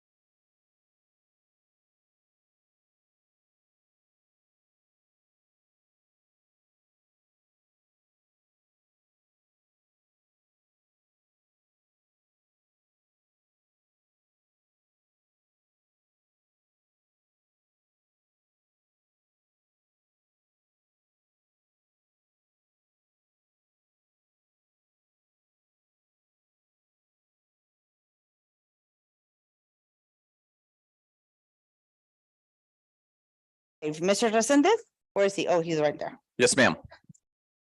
Do we have the PowerPoint? Ready to go? The redistricting. So good evening, everyone. After that school finance, this is gonna be easy. No, it will. Redistricting is much more exciting and a lot easier to. Yeah, Richard, much more exciting. All right, so as you know, we've had several series where we've talked to you all at workshops, at the board meetings, and then also we've had community meetings, and we've had those. So this is the last workshop that we're gonna have, and then we're gonna have next Monday, we're gonna actually consider one of the plans for you all to make a final decision. But for the benefit of the community, I'll go through the PowerPoint again, just because we want to make sure we're educating our community and giving them an opportunity to come and give us either their thoughts, comments, opinions, feedback through the various forms of communication. So, all right, let's see. All right, so this presentation is we're going to talk about what redistricting is, the governance structure of the district, the requirements for redistricting, and how to provide feedback. Redistricting, as you know, is the periodic redrawing of the geographical boundaries of the single member districts in response to the census that's done every 10 years. And the purpose is to balance the population from one district to another to make sure that they're as equal as possible. So we'll go through that as we go through the PowerPoint. As you all know, Harlandale is governed by 7 single member districts, 7 board members who are elected in May of odd number years. We have an election this coming May of 2023 where there'll be 3 board members up, and then next May there'll be 4 board members up. Why is Harlandale having to redistrict? Well, the education code requires that if the census data indicates that the population has shifted by more than where the smallest district in the. Yes, Ms. Carrillo. I wanted to just make a correction. You said that we have a re-election coming this May, and then next May, we have no, it's in 2 years. It's the next odd year in May. Yeah, thank you. Thank you for that correction. Yes. So May of 2023, and the next one is the next odd year of May of 2025. Thank you, Ms. Carrillo. So the education code requires that we redistrict because when we plugged in the data from the census of 2020, the largest district and the smallest district had a deviation greater than 10%. And the actual deviation was 17.6%, which is past the 10%. So for Harlandale, we had no choice. We had to redistrict in accordance with the education code. So what are the requirements? So again, we want to make sure the population between districts is no more than 10% difference. And again, the biggest to the smallest can't be more than 10%. We want to keep the districts compact and contiguous using the shapes that we already have. And we want to be in compliance with Section 2 of the Voting Rights Act, meaning we don't want to create any situation where we're minimizing the majority minority group's opportunity to be represented. Additional criteria, when possible, we want to use easily identifiable boundaries like streets and highways and roads and rivers to make our lines. We want to preserve the incumbent constituency relationship, so keeping the current incumbents in their particular single member districts. Want to maintain communities of interest and keep neighborhoods together to the extent we can. Now, according to the data here is where the deviation is at 17.6%. And you'll see that the total population now is approximately 59,802. It used to be 61,000. So I don't know, because of the 2020 census, there may have been an undercount or there may have been some shifting. But after that demographic study, it's clear that there aren't as many families having kids, so we're not sure, but the population went down. But regardless, the deviation, the largest district is single member District 4, and the smallest is District 3. So we're going to look at the actual current map. And we'll see where 4, the yellow, is not connected to 3, which is the green.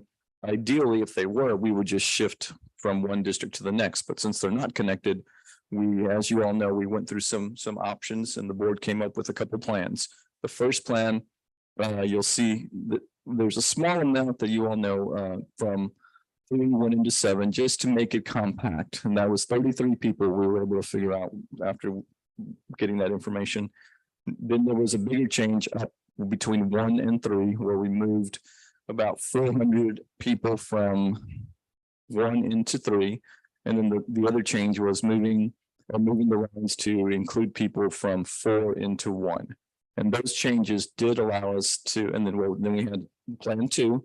We went the opposite way. We kept that one little area. Off 35, that little area that's went from 3 to 7. And then we moved some people from 2 into 3, and then people from 4 into 2. Both the plan 1 and plan 2 did give us a balanced map. When you look at both of them together, you could see where the changes were. Again, with that one little area by 35, we kept that in both plans. But then we had the different areas that were adjusted because we had to move people into 3. 3 was the smallest, so they needed to gain. And then we also needed 4 to lose. So they lost at the top of the north in plan 1 and then down the southwest part of District 4 in plan 2. And then one of the requests at our last community meeting was a slide we could put on the internet, and then just for the community to have all 3 plans next to each other, which is a good idea. So you could see the current, you could see plan 1, and you could see plan 2. Obviously, the current map is out of line with population, so we have to do either 1 or 2. And this was a good idea that community feedback gave us. So this is going to go on your website, and this will be all the other information. And then comparing plan 1 with the current map, we talked about those differences, basically moving population, from 4, getting it into 3, and we did it by moving population from 3 into 1 and 1 and 4. And here's again that small area. This is only 33 people. That was one of the other questions that at the last community meeting, how many persons are we talking about in these changes? Which is a good question. So we're gonna, we have a revised PowerPoint with all this information that we're gonna give to your district. We want to report to you all. So it'll show up and it'll be circulated so everyone can see it. This area had 397 people, and it's going from 1 into 3. So 3 is getting this from 1. So there was also at the community meeting, they commented about the St. Leo's, I believe. And there was just some comments about keeping the St. Leo's community together. And I know Mr. Munzer, we talked about that as well. And then here's the other part of the population from 4 going into 1.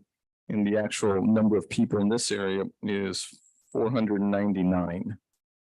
And we'll have all this data on a new PowerPoint where they'll actually show the population adjustment, because that was a good question. And then here, plan 1 does have a deviation of 7.9. So this is under the 10. So this is within the law. So this would work. We looked at it and we believe that it's, compact, contiguous, and it follows all the guidelines. So this would be a good one. Again, so looking at the next plan, the areas that were changed were, again, the 7 and 3 area. We kept that consistent. That was done for the purpose of making it just compact and made sense. And then this northern part of 2, and then the southwestern part of 4, or southeastern part of 2. And then here's the area again. That one was consistent in both. Here's the part that goes into 3 from 2. So 3 can gain some population. And in this area, this is 494 people in that area. That will be adjusted. And this is the lower part of District 4, the southwest part. And that population going into 2, that is 540 people. One of the questions was also, Walhalla is right there, and does that affect it? How does it affect it? And so the citizens, Walhalla on the west part are now going to be in District 3, and obviously on the eastern part will stay in 4. This is at 6.8% under the 10% Madam Chair, requirement. Yes, Mrs. Carrillo. I just have one quick question on this Walhalla. Why do you have to split it? Why can't we have the whole street? Because that's the way the census block was done. The census The block, census if block. remember, we went, the citizens are. And the Census Bureau comes up with the census blocks and we're using those blocks to shape the districts. Yep. Good question. And again, so here's the data, 6.8%. This one works as well. So the next step is continue to gather community input, which is what we've been doing.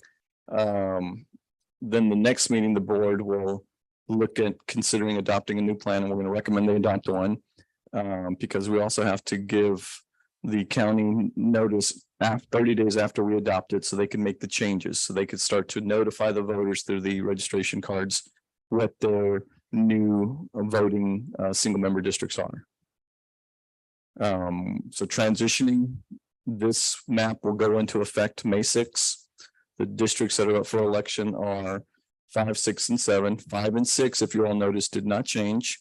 And that was done by design with y'all's input to kind of minimize the impact. And then, of course, 7 had changes, but they were minor and they're consistent with in both plans. So in terms of this election, it'll be pretty similar to what it's been. Then the idea also is minimal change because we don't want the voters to, that way we're moving more time next time around, as Ms. Carrillo mentioned. In that election, then there will be changes. But the good news is we have plenty of time to inform our community and voters that they'll be voting for a different single member district member. And then again, we're going to use different, I know your communications department has already been putting out this information on the website, social media, to get public awareness, to get comments, feedback. And to continue to do that when the change is made, we're going to recommend that information continue to go out to the community, especially before the elections, to remind them. Additional information, this process doesn't change the outer boundaries of the district. This is only the inner boundaries between the districts. It does not impact school attendance zones. At the last community meeting, that actually was asked, does it affect? And it does not, as we talked about. Again, for Highland, it's not a choice, it's a requirement based on the data and the education code. And so here are the meetings that we've had, and I believe we actually talked about it to start the process actually back in October. We'll put that on there so that way we'll have a history of when all this was discussed. But now we've had the November 7th, 14th, 15th, and today's December 7th.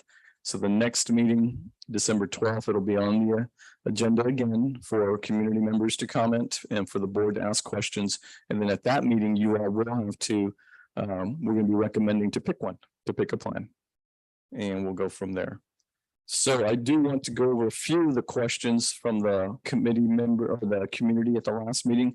And we have them written up, but we want to report to you, and then we're going to send it to you all in writing. And then we're also going to put this on the website, so that way everybody can see what the questions were and what the feedback is. So one of the questions is, why don't we take out of 4? Let me move to a map so we can have it in context. One of the questions is, why didn't we take out of 4 and move it into 7? Because just kind of on the numbers, the charts, but actually 7 is the population's okay, actually. It's really moving 7 to 3. And we had to explain that you can't, and even moving it to 3, you can't just go directly across, because we want to avoid any type of gerrymandering or unusual shapes. But it was a good question. Also, someone asked, does single member district 1 and 4 run in the same cycle? And they do, but they're not in this coming cycle. A community member did prefer 1 over 2, because in his opinion, 1 was more compact and 1 didn't affect the St. Leo's area or there's another church community down in this area that he felt that he just preferred 1. He made Our Lady of Angels. Yeah, he just made some preferential comments about that. They asked, does it affect attendance zones? We explained no, it does not. And then they asked, what are the populations in the affected areas? And we went over that with those numbers, and we have you might have that already. I think we just sent it this afternoon. Patty, did the board members get that yet? With numbers of folks within each area, and if you do, then you're going to get it. So, okay, because we just got that back. Because we just got it today, so we're gonna get it to you all first and then we'll put it on the PowerPoint. Yes. Another question was, can we consider future growth? And we've talked about that. And unfortunately, as long as we're under that 10%, but we're supposed to just use the numbers that we have. Are we aware of some growth in some of the districts? We are, but the overall population in the 2020 census is the population numbers that we have to use. And then they also asked about the Walhalla Street, and we answered that question. And we'll show that again. The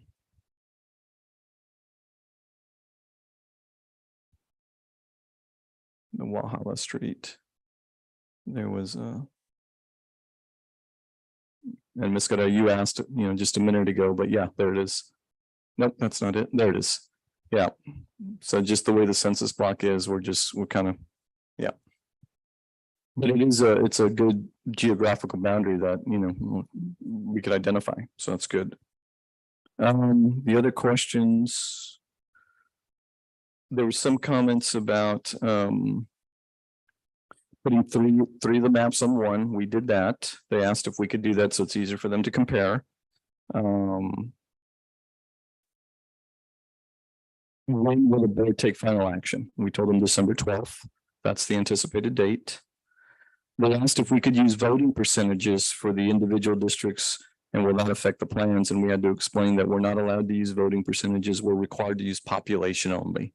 So, what the voter turnout is in each single member district, the voting age, unfortunately, that's not something we can take into consideration as we talked about. Right now, the law and the statutes require population, just the number of people. So we're not able to use that. How will this information be communicated to the citizens once the changes are made? In a couple of ways, the district will be able to, is going to be providing the new maps and making sure that everybody has it. We have blown up maps. If you've been to our community meetings, have really big blown up maps just so they can have that visual. The county will notify the citizens when they get their voter registration. And also, obviously, the candidates, when they're running, they'll be aware of the changes. So we explained that, there's going to be a lot of information coming out. So you hopefully will know, if you were voting for a particular single member district and it's changed, you'll be made aware by several ways. There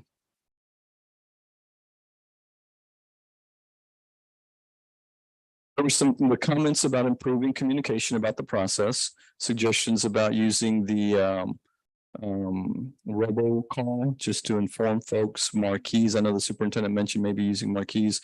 So when the changes are made to use ways and there were some comments about these meetings and maybe we could have done a better job to inform folks and we appreciated that feedback.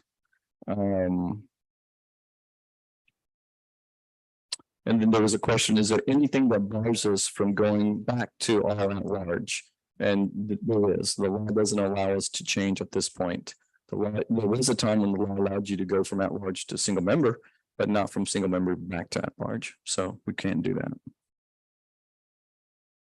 And that's it. And I know there were a few board members there. So, and Dr. Casper was there and your superintendent. So I don't know if y'all remember, but this was everything because we took all the notes. But if y'all want to comment on anything other than that, we're ready to proceed on Monday with choosing plan 1 or plan 2. Now, again, I want to remind you all, based on this feedback or after you guys thought about it, if you did want to make any other changes, the demographer, just let us know and that'll be up to y'all. But both these plans are legal, solid, good plans. So, so any questions? If you want me to do it again, I'm ready. Okay, thank you guys very much. I know your cabinet's disappointed. They wanted another hour of this. Mr. Mancha, did you have a question? Oh, okay. I saw you reaching for your microphone and I wasn't sure. Yes, Mr. Please. I have one question. The maps, when we went to the meeting at McCollum, the maps were, they were on, I don't know. Poster boards. There were big poster boards or something. Are they here at the front? Okay, I wanted to make sure that there's somewhere, if somebody asks me that they want to look at the map before Monday, I can tell them, go down to the administration office and Yeah, they And could they don't have to physically. see anybody or talk to anybody. They can just walk in, they sign can in, look at them. Mhm. and thank you. The handouts are theirs where paperwork and the big maps. And then we have another set of maps that we've been taking to the committee meetings that we're going to give to the district. And you could, maybe have one set at each high school for a while or move them around at the schools or even make more. But yes, so they have access to it. Of course, and they have access to it online. So yes. Yes, ma'am. Thank you, Mr. Resendez. Yes, ma'am. Moving on to agenda item 6. Is that you, Dr. Noza? Okay.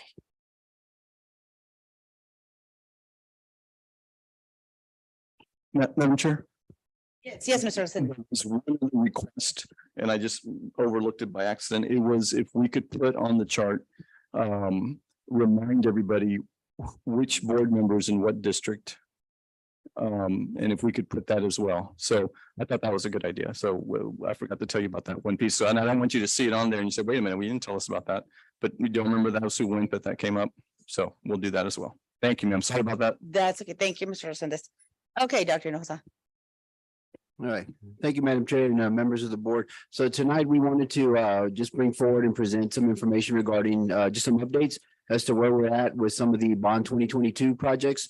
As you know, we had we went when we had proposition A passed for general facilities. Some of the items that we are were the first issuance that we received from that bond, the bond proceeds, some of the projects that we're going with this first issuance is the CTE building.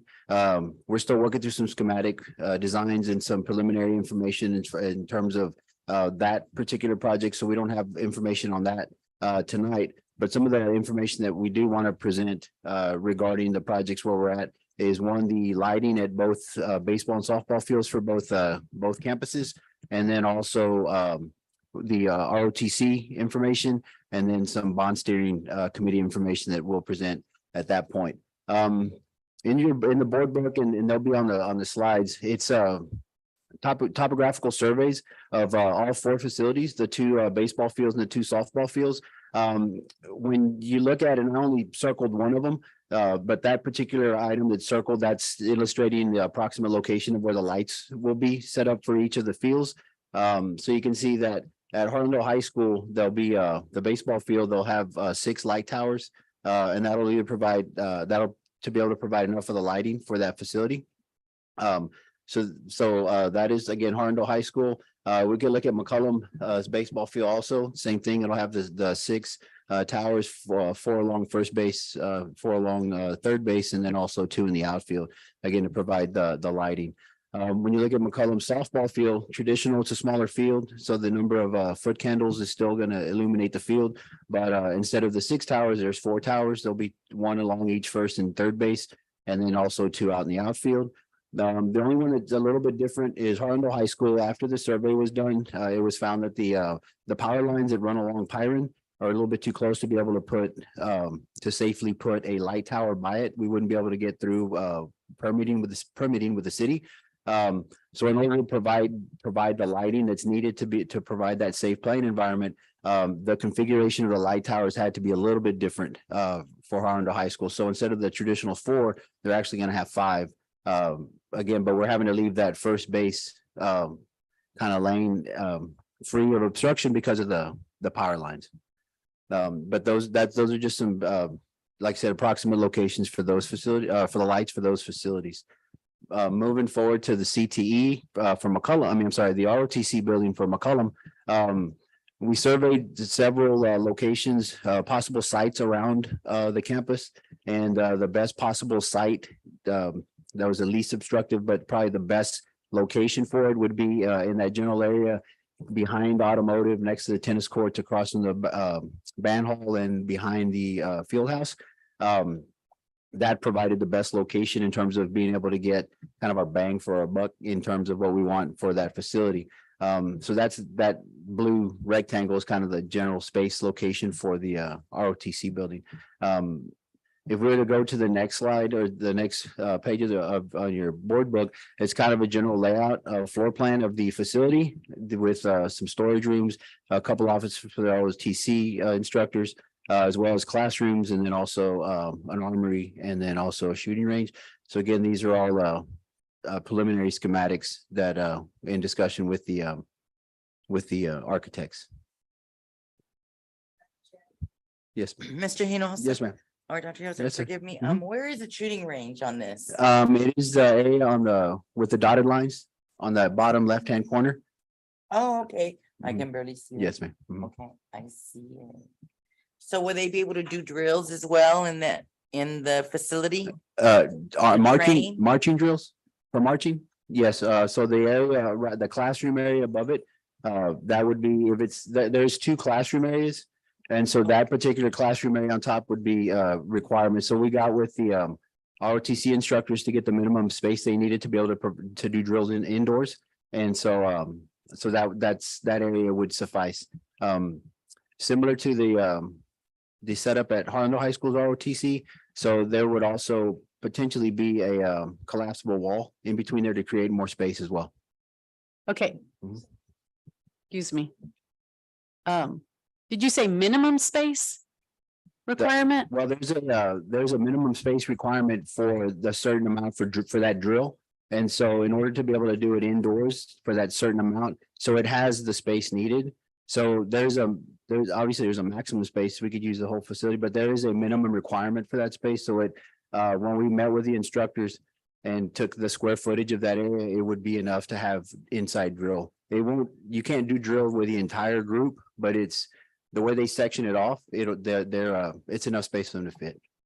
Okay, so my point is that I'd hate to see us going into a brand new facility and we're just providing minimum.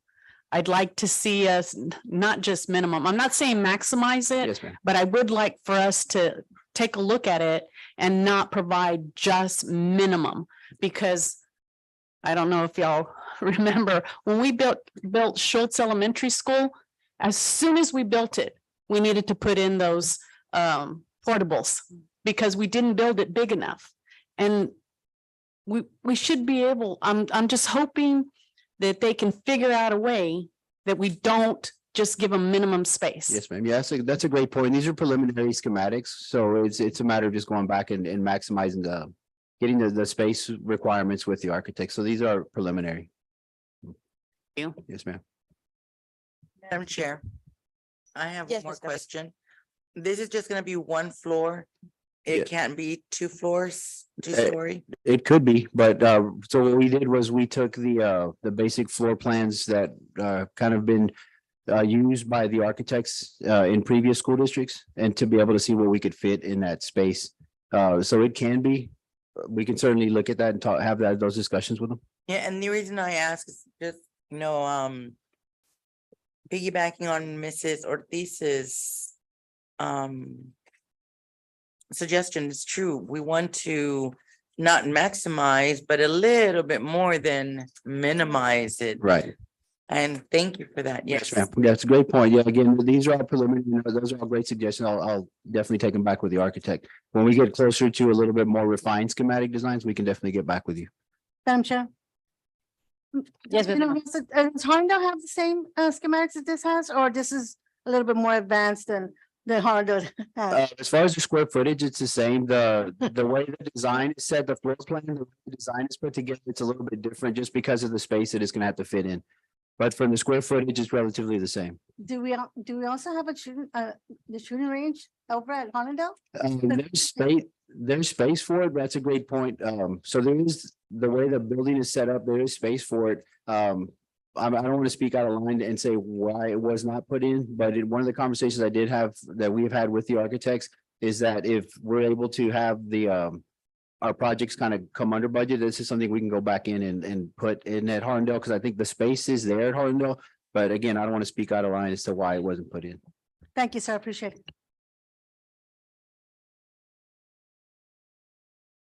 Yeah, Madam Chair, Board of Trustees, at Harlandale, because as we know, we gotta be politically correct, what's to the north, it's gotta be in the south and stay as equal as possible. But Harlandale does have that huge open area, Ms. Limon, right when you walk into the building to the right. And I believe that was initially going to be a shooting range. but they use it as that drill pad that they use, as Ms. Ortiz said. So just looking at this plan, the architect can eventually go back and see that those two classrooms get combined somehow and they get that breakaway wall to make the space enough for them to have a drill area as well. So, but good questions. Thank you. So if we were to move on to the next slides, if there's no further questions on the floor plan. These are just some, again, some basic schematics in terms of trying to maintain the architecture that's outside of the buildings that are already there, the band hall, and also the buildings that are in its closest proximity with the band hall and the field house, the athletic field house. So this would be just one rendering from this would be actually viewing it like if you were standing by the tennis courts facing towards the auto shop. So if I have the tennis courts to my back, the band hall is to my left, and the athletic field house would be to my right. So that would be that view of the ROTC building. And then this would be coming in from the gym area, again, facing the other way. And again, these are just the basic schematics that we've been in conversations with the architects. Mentor, where is the sign facing the street? I think Hutchins, right? This is the Hutchins Street would be to, if I'm facing the building, the ROTC, Hutchins would be to the right. So I just saw a high school that had ROTC. You could see the nice ROTC on the building from the street, so makes it. stand out. Yeah, I should be able to see that, Yes, right? Yes, sir. 'Cause I think to the right of that building is just the fence of the tennis courts. I think Harlingen High School's that way too, right? Has a ROTC on it. You can Yes, see- facing. And the facing big Gerald. Mhm. And that was the end of the update as far as where we're at with bond 2022 with ROTC and the lighting. Madam Chair. Yeah, Dr. Also, before you go to the steering committee and the timeline that you'll come back with the board with some more renderings. And then when we get some construction documents, if you can go through that with them and then present them what the budget's gonna be on these. Okay, so right now, the budget that was allotted for the lighting was 1.2 million. And that, what we're finalizing, we've got the last of the topographical survey, and we had a survey done for lighting just yesterday.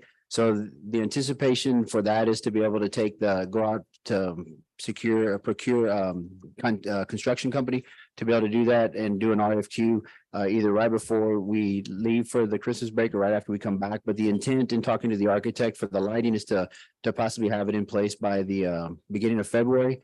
So I think baseball practice is scheduled to start January the 20th and softball practice is scheduled to start January 13th. So the hope is to be able to have all that in place either right towards the beginning of each of those seasons to have them operable. So those will move pretty quick once we're able to procure a construction company. In terms of the ROTC, again, in conversations with the architects, so the budget for soft cost and construction was all at $5 million. Once we get back the comments from tonight that I'll meet with the architects, again, the hope is to be able to send the procurement out and have all the documents ready to send out like mid spring. So that way construction can begin towards the end of the year. Madam Chair, yes, sir. Dr. Hinojosa, just to make sure, I know what we want, but can you talk to the people in charge, the sergeants, instructors, Yes, sir. and make sure that it's what they want? Yes, sir. Great point. Yeah, Because sometimes what we want is not what they want, right. Yes, sir. you know, so a lot of the times that causes conflict.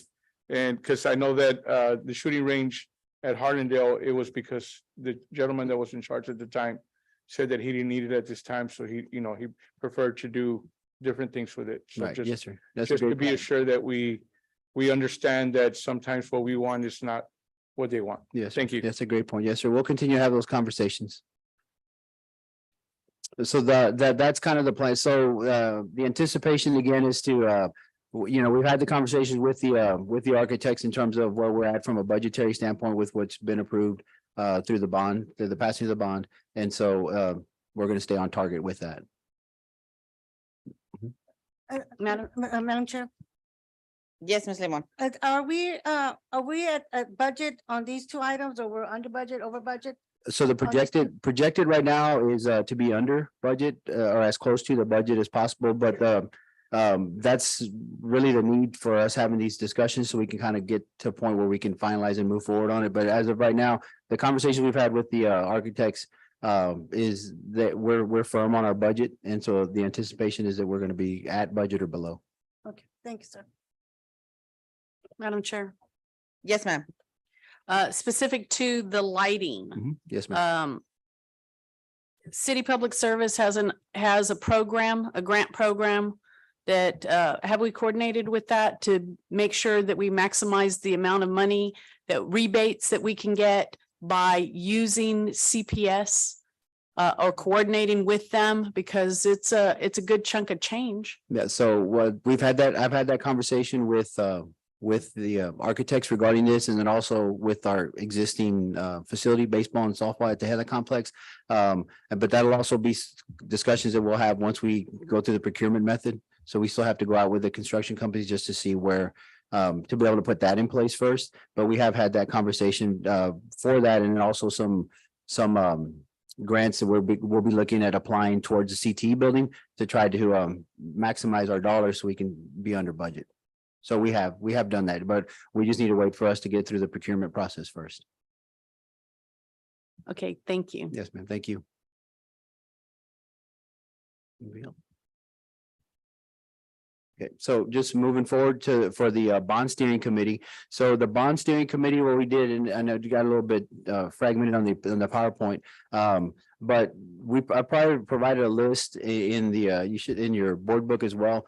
These are individuals who we have had 3 meetings up to this point with the bond steering committee. Our 4th one is tentatively set for next week. The list of names of individuals that are on the committee have either attended all of them or have attended at least one or not more of our meetings that we've had up to this point. Just as a reminder, so when we had with Proposition 8, 30.4 million of the Proposition 8 was to go back for community recommendations. With this first issuance, we're able to have 2.5 million applied towards community recommendations. So the one thing that we'll present later in on the agenda is to be able to try to secure the recommend and secure architects to be able to move forward with some of the recommendations. I'll get to some of the recommendations here in just a bit. But without having the architects on board, we can't really get a realistic price on what some of the recommendations are. So for the 3 meetings that we've had, some of the items that were recommended early on in July were a lot of safety related items and projects. But because of how time consuming this process is, some of those safety issues that were brought up, like perimeter fencing to securing some of the doors, we just could not wait that long to be able to provide the safe environment for our students. So we did use local funds. We used some of our local materials that we had, already on hand here in the district to do those. So early on, a lot of the communication was in the committee meetings was a lot of safety related items. So we took care of the majority of those with local funds. So from there, we transitioned into having a little bit more specific items in terms of general facilities, which is what Proposition A was. So this is just a small, we filtered the list of items that we had already taken care of. So at the bottom, I wanted to make sure that included the security items that were brought up. We took care of either locally with funds already. I know Ms. Moss will come up in a bit and share some a collaborative effort that we have with Avanza. And so that's also taking care of some of those items. So we were able to really focus on the recommendations from that committee in terms of actual projects for the facility. So this is not a completed list. This is just a partial list that we've put together up to this point. Again, the plan is once the architects are secured and they're on board, we'll be able to have discussions with them in terms of what the cost of some of these will be. And then that we can start applying some of the projects towards that 2.5 million. The conversation we've also had is if some of those projects that we do have in place, if they do come under budget, we'll be able to apply that money into some of these projects. But as you can see throughout, we've got from our feeder patterns, we've got schools that have been represented by the community members, and they're the ones that have put these recommendations forward. So again, the plan for us is to have the architects come on board, they give us, we were able to apply some dollar amounts to some of these projects so we can see once we prioritize the list, we can see what we'll be able to address with the current issuance, and then as we move forward to be able to match or to be able to get to where we spend that 30.4. Madam Chair. Yes, Ms. Limon, I'm sorry. Dr. Enos, and the budget for this, is there a certain budget for this that we are looking at for the feeder pattern? Right, so right now, what we have is 2.5 million For for this this. current issuance. And so now that could increase if we come under budget with some of our other projects. But for this issuance, we have 2.5 million to apply towards it. Thank you, sir. Yes, ma'am. Yes, Mr. Luna. Just clear, that's 2.5 million out of the Plan A part, not It's- the. That's a third great C. question. So it's 2.5 million out of the 30.4 million that was allocated from Proposition A. Mhm. So only 2.5 million has been sold, right? That's what's available for us. For use. this issuance, yes. sir. Okay. Mhm.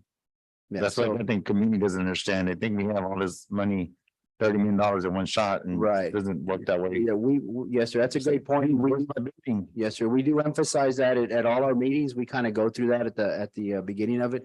And so we'll continue to do that. It's a great point, just so we can continue to. And that is the next question. Like, when these houses really communicate with the community, get their input from on this steering committee. So just because I still have some constituents that are they have some needs and some concerns. So So that's a Thank you. great point. So what we did at the beginning of the process is we had the meetings here and we've had the 3 meetings here.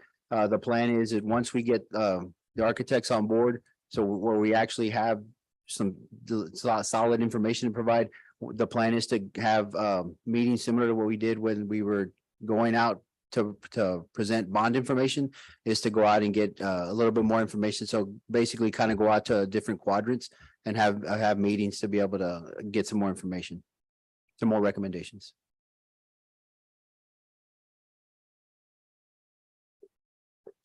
Any other questions? No. I'll save it till your next presentation. And I don't mean Monday. I mean, when you come back with an update on that. We'll come back. Yes, ma'am. Thank you. Thank you.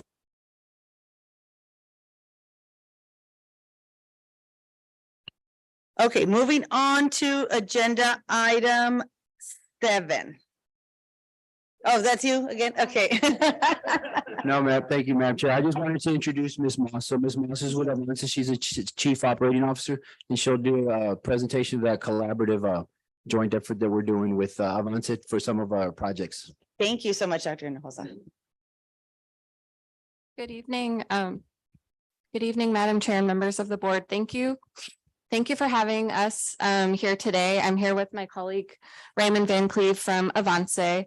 As many of you know, Avance is a very proud partner of Harlandale ISD, and we have Head Start classrooms in 9 of your facilities.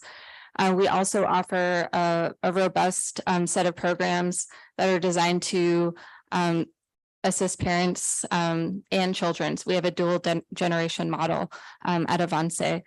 And we're here today, we're invited to share information with the board about a number of facilities projects that we're undertaking now in collaboration with the Harlandale ISD team. And we've had several meetings starting in September.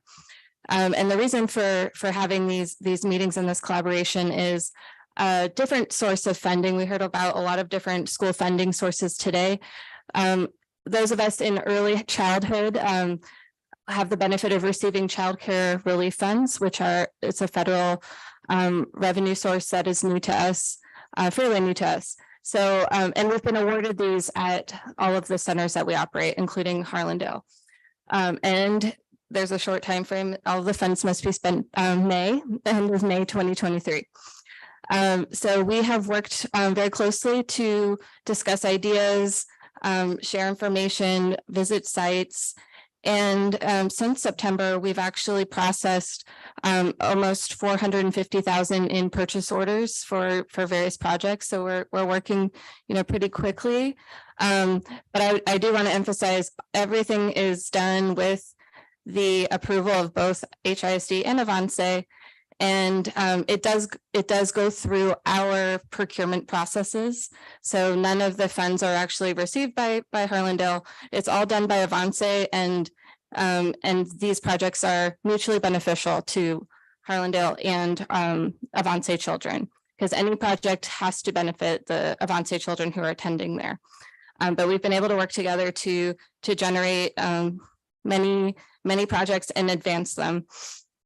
So I'll direct you, this is page 111 in your packet for board members. And let's see. Pardon me. Okay. So our goal is to complete as many of these projects as possible by the deadline. And we have started to engage an architect because for 4 of the projects, we do recognize the need for an architect.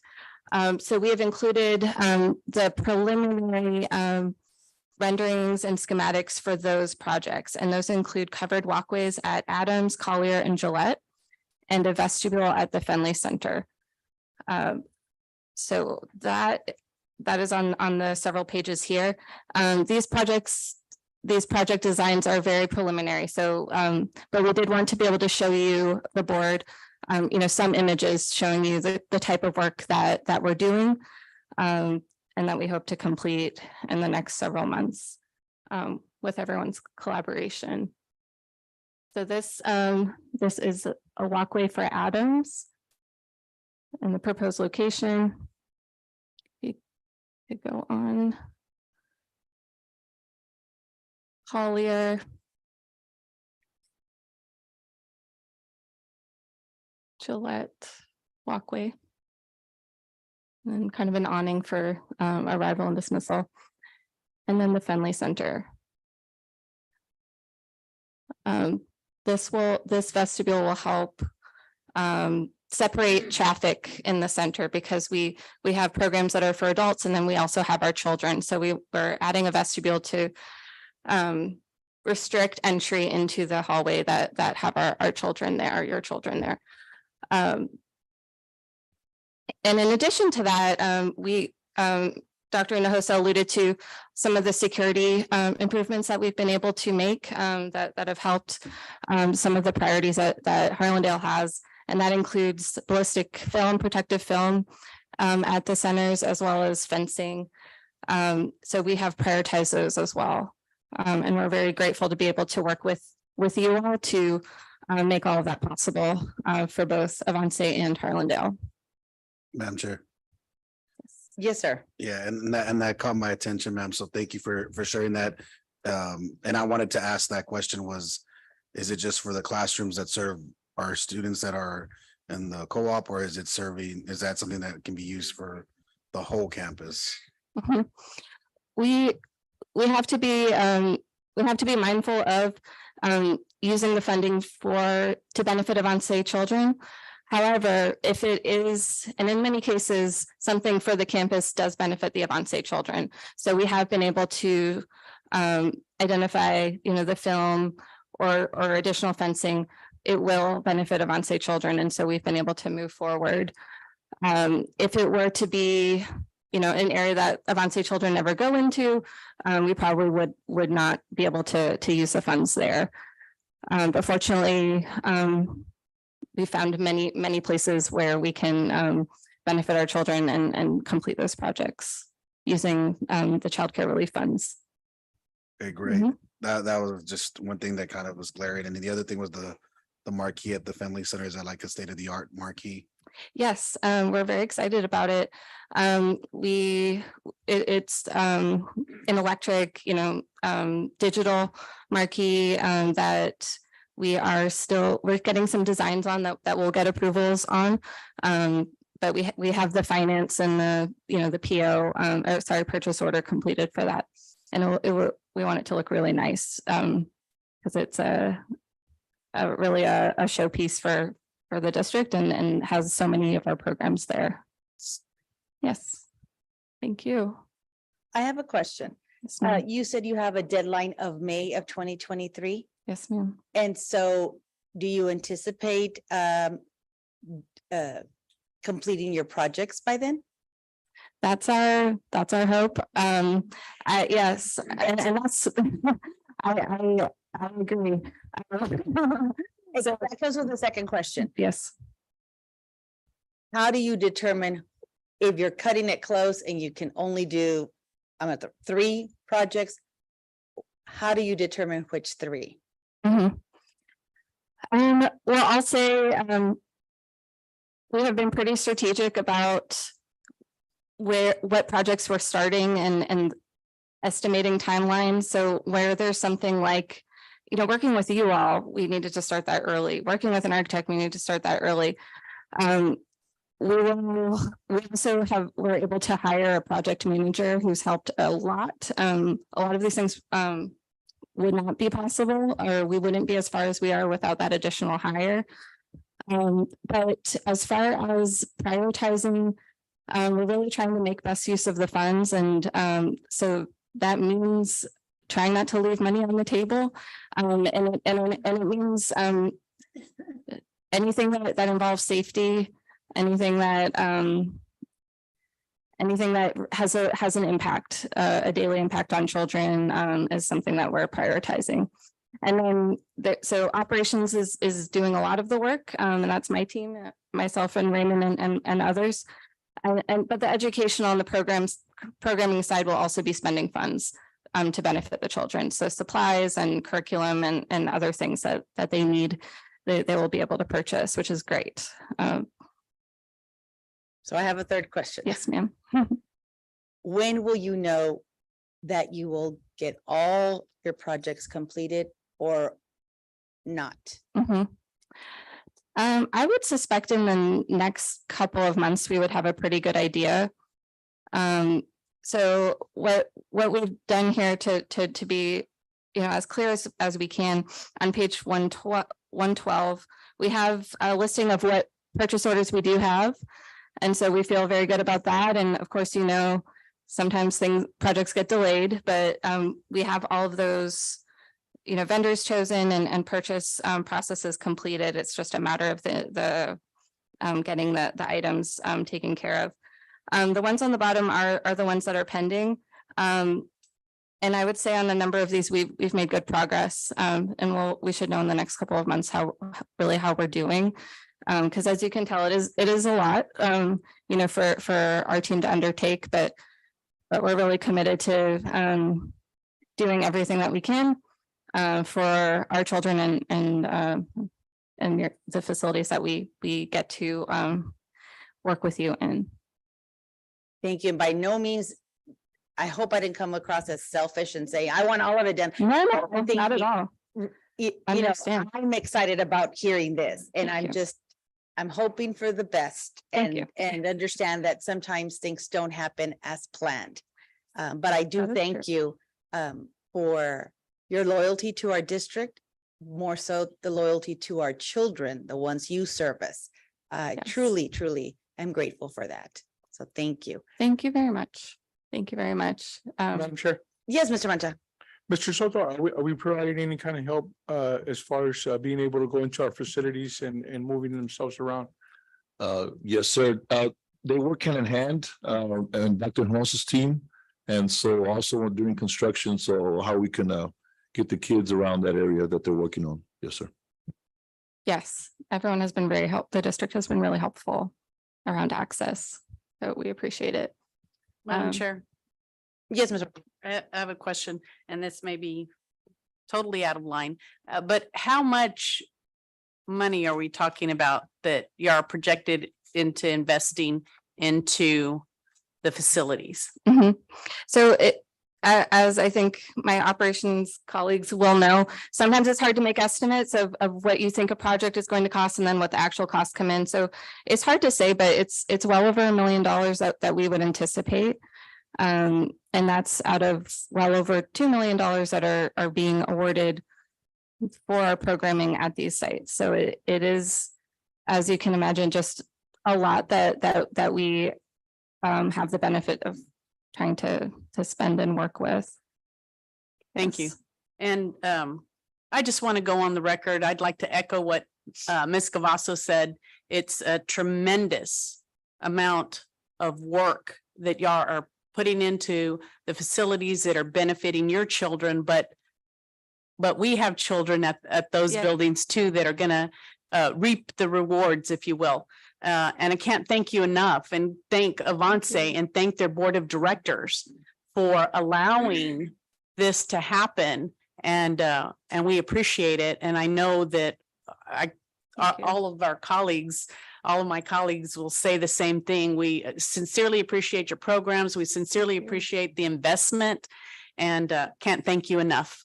And thank Avance. Please thank the board of directors for allowing this to happen. I certainly will. I'll bring that. I'll let everyone know. And I think it does speak to the commitment that Avance has to your district and to the children. And we are very appreciative of your support.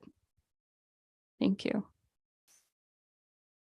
Yes, Mr. Luna. Really just comment, and I've really benefited. I worked with the Avance partnership for over 10 years.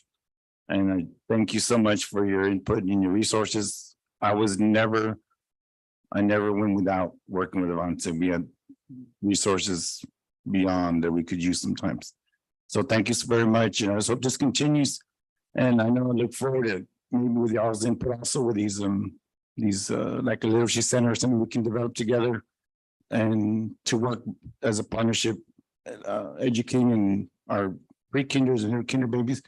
As a pre-K retired teacher, the pre-Avance program was very beneficial for our students and for the community. So as a community member, I really appreciate all your resources that you're giving to our community, and it's going to benefit our kids tremendously. Thank you so much. Thank you. Thanks, Mr. Luna. Anybody else? No? Thank you so much. Yes, thank you for your time. Thank you very much.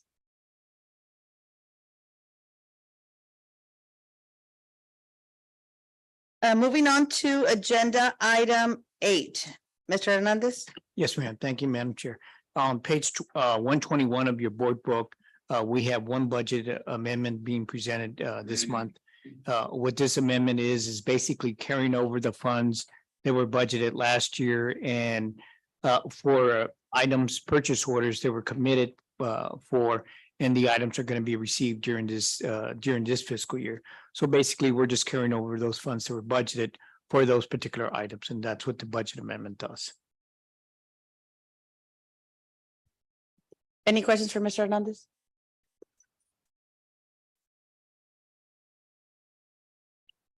I guess we don't have questions on that one, Mr. Hernandez.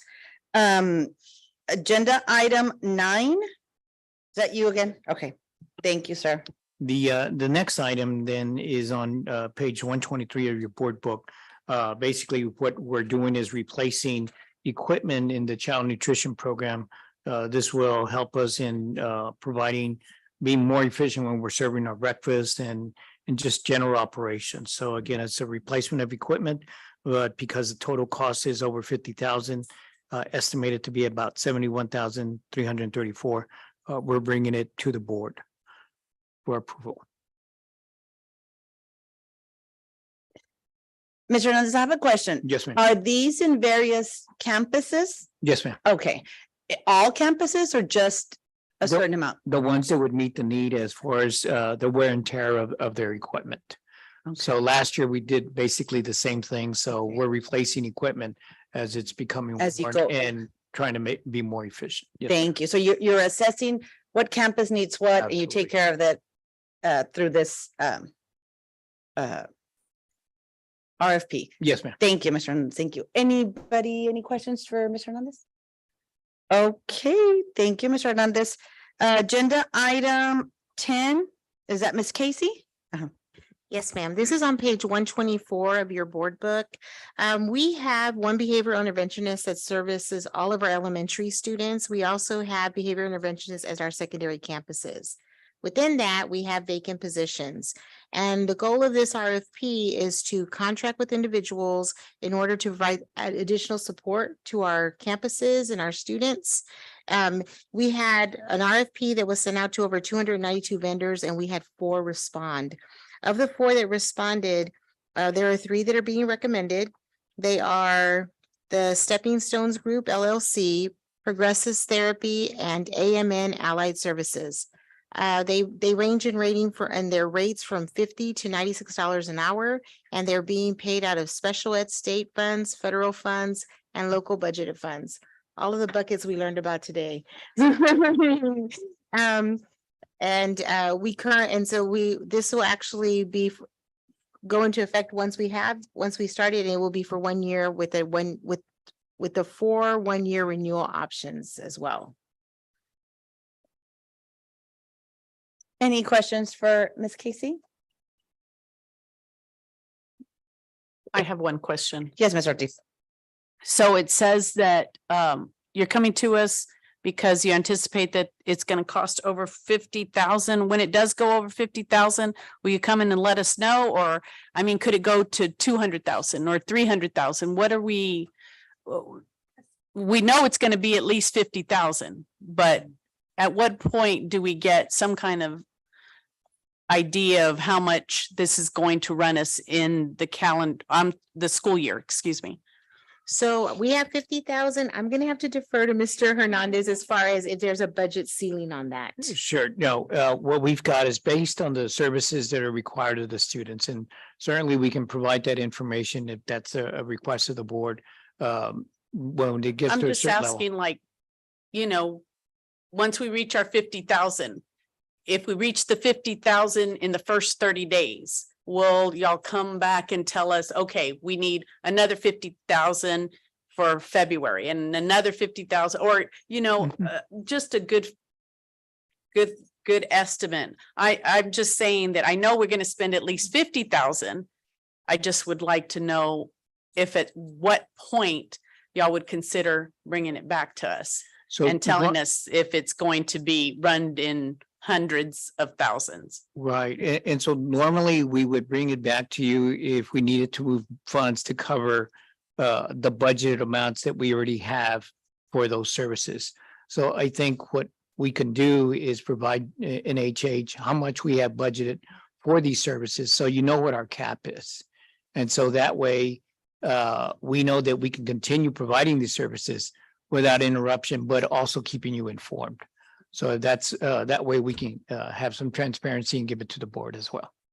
And Mr. Soto, and in no way in me asking about it, do I want our children to be, there's any services to be cut, or with that in mind, I want our kids to have all the services that they need, and whatever it is that the teachers recommend or the specialists recommend.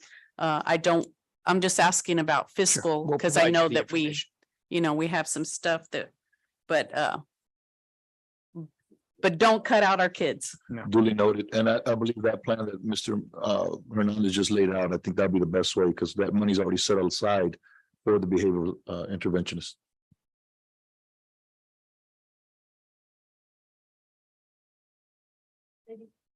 Anybody else? Okay, moving along to agenda item 11. Dr. Hinojosa? Yes, ma'am. No, Madam Chair and members of the board, this particular item is in reference to the COVID-19 school health grant that the district was awarded. We received it actually last year. We received a certain amount of the money for it for last year. This is specifically for COVID-19 related items, whether it's PPE or any disinfectant, but everything had to be specifically related to COVID-19 health issues. This particular item is to be able to secure. Last spring, we were able to secure a small amount of air purifiers that we were able to put in certain high traffic areas. And there's one of the examples is right there underneath the screen. That's just an example of one of the air purifiers that we purchased last year. So the intent is to with these air purifiers to be able to put them in high traffic areas throughout the rest of the campuses. Again, we were only able to, with the monies that were awarded last year, we were only able to purchase a small amount. And so with this money, we will be able to purchase 250 items and be able to put them in high traffic areas throughout the campuses of the district. Madam Chair. Yes, Mr. Moreno. And this is something I touched base with Mr. Soto, and I definitely understand the stipulations that relate to it. I think it'd be advantageous perhaps for us to consider looking at, especially with all the meetings we've been having about concerns with vapes. I don't know if there's something that could be, I know at this point, we've already gone out and looked for something that we're suggesting, and recommending.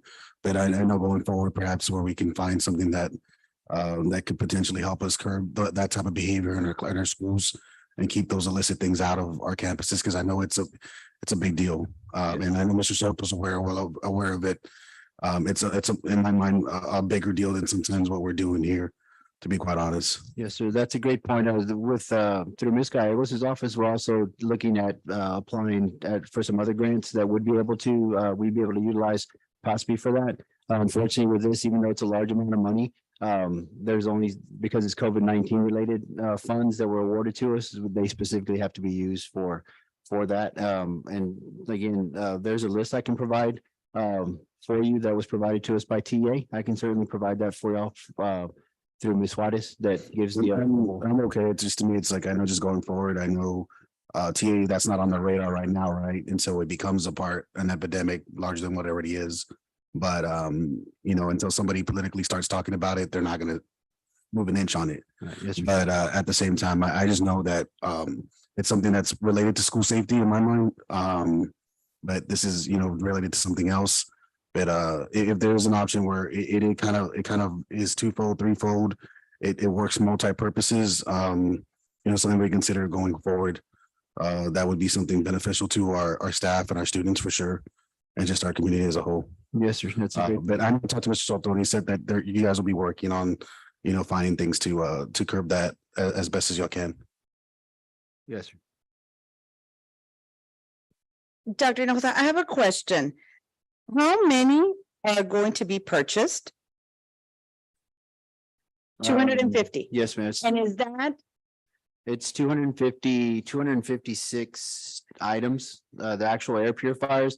And then we're also going to purchase, to have a little inventory of the filters to be able to swap them out, plus the ones from last year. so let me ask you this, so 250 items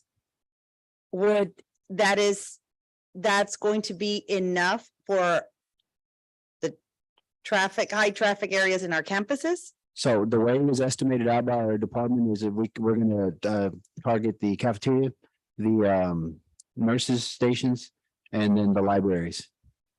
Okay, thank you so much. Thank you. And Chair. Yes, Mr. So, Mr. Soto, how much is left in that budget from COVID then after this purchase? This was not from the COVID budget. This is a grant that was awarded to HISD. So how much is left from the grant? If you have this more spend? Sure. So the amount, we already had some costs incurred for prior items that were purchased. But the total remaining amount when we got to this point was 330,000. So this pretty much takes up the majority of the 330. And as Dr. Hinojosa said, there's other supplies that need to be bought to support these purifiers, but also some other hygiene supplies and materials that will be purchased as part of the custodial and maintenance supplies. So we'll pretty much exhaust this. Oh, yes, this sir. Budget, and then we can just use other funds as necessary. Yes, All sir. right, thank you. Madam Chair. Yes, Ms. Limon. Dr. So we're looking at 3 purifiers for each school in all of our district? 3 of them? Or what? How many purifiers are we looking at each school? I can get the actual number for you, because we do have that breakdown. I was, because you mentioned 3. So Traffic it depends, right, so it just depends on the actual room itself and the square footage, because there's a limit to the square footage that each of the units can take. And so, but I can get that information for you. That's good, fine. I just want to, you did make a point, as big as a cafeteria is from the high school to elementary, that makes a good point. So Yes, ma'am. I'm fine. Thank you, sir. Yes, ma'am. Thank you. Any other questions or comments? Okay, moving on to agenda item 12. Is that Ms. Casey? Yes, ma'am. Number 12 is looking at the Go Progress measures for LSG board goals. For Lone Star Governance, we have, the board has adopted goals. The goal progress measures are in place to kind of give us an indicator of are we on track to meet our goals? And as we report those out every month, I know we have some areas that we wanted to address. So in the first one of increasing CCMR, and it's in your board book, but I also have hard copies here in the folder.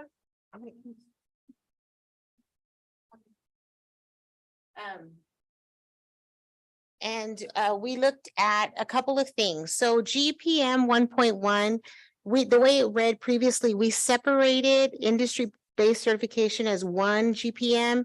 And the second one is looking at kids that were completing the program as completers or concentrators.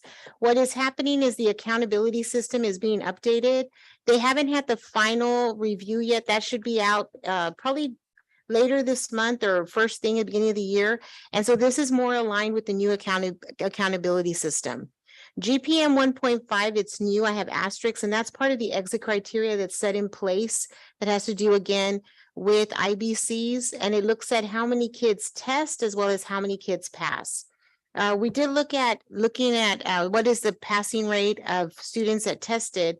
But what we want to do is test as many students as possible, and that includes kids that possibly aren't going to pass. So we wanted to make sure we had two criteria, that we're testing a large number of kids, and of those kids that we have a large number of kids passing. So that is in CCMR Goal 1. In Goal 2, we look at early literacy. And pre-K data always comes up. And as you know, when Ms. Wagner is reporting, we exceeded our goals. And those are really recognizing the alphabet, the letter and sounds, and recognizing that's where we have focus. So we changed GPM 2.1, and it's looking at the knowledge of the alphabet will increase. And that's not just focused on letter identification and sounds, but really phonemic awareness and everything a student needs to develop their literacy. We also added another GPM, and that's looking at the phonological awareness of them from 70 to 75%. So it's different tests that we're going to look at and different criteria.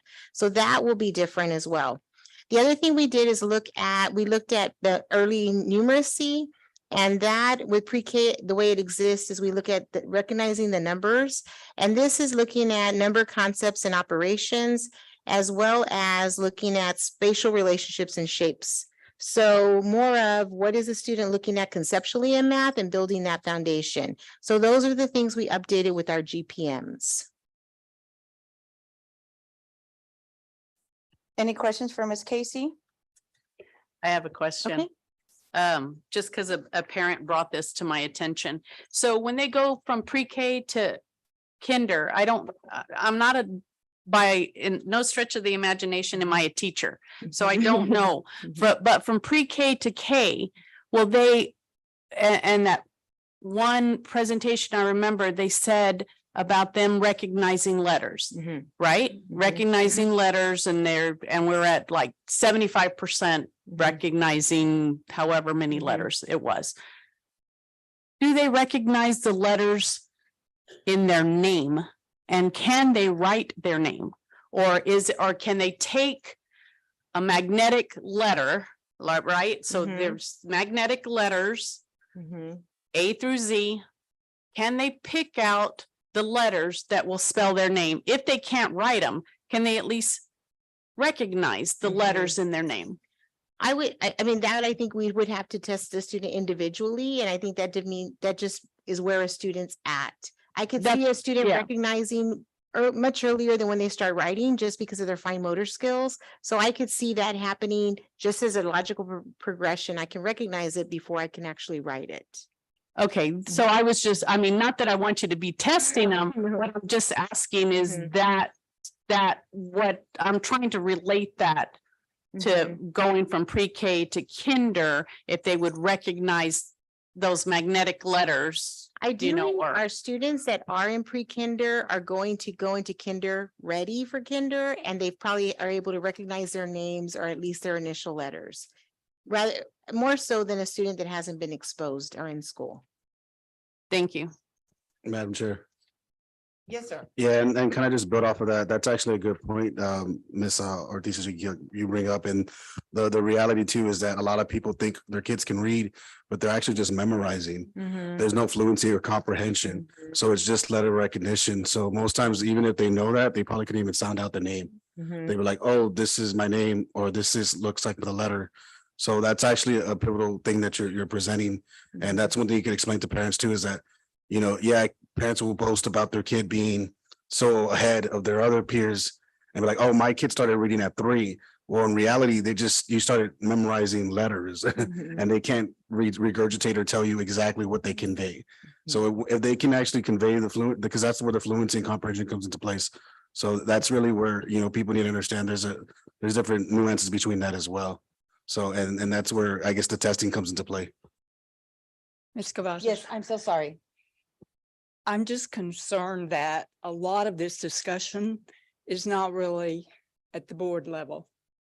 This is not about governance, policy, evaluating programs. This is working into the details of the curriculum. And I'm not comfortable with the level of discussion of board members. May I ask something, Dr. Castleberry? Would us referring to this subject matter in a question form, email to Mr. Soto, would that suffice us trying to get educated on the process? Or would you feel the same? I think the level of detail that we're talking about, whether it's in writing or orally, is really not an appropriate governance discussion. Duly noted, Dr. Castleberry.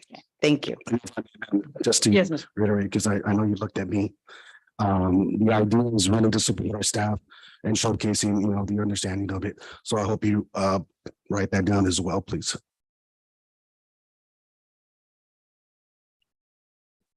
Supporting them. I didn't say showcasing the staff. And again, you're not hearing me when I'm right next to you. Thank you. Any other comments for Ms. Casey? Okay, moving on to agenda item 13. Ms. Casey? The next item is also part of Lone Star Governance. It's the monitoring calendar, and this is what I gave you is different from what is in the document. What we did is we looked at when we do our beginning of year assessments, when we do our middle of the year, when we do our end of the year. We looked at when we're doing our dual credit data, when that PEIMS data is going in.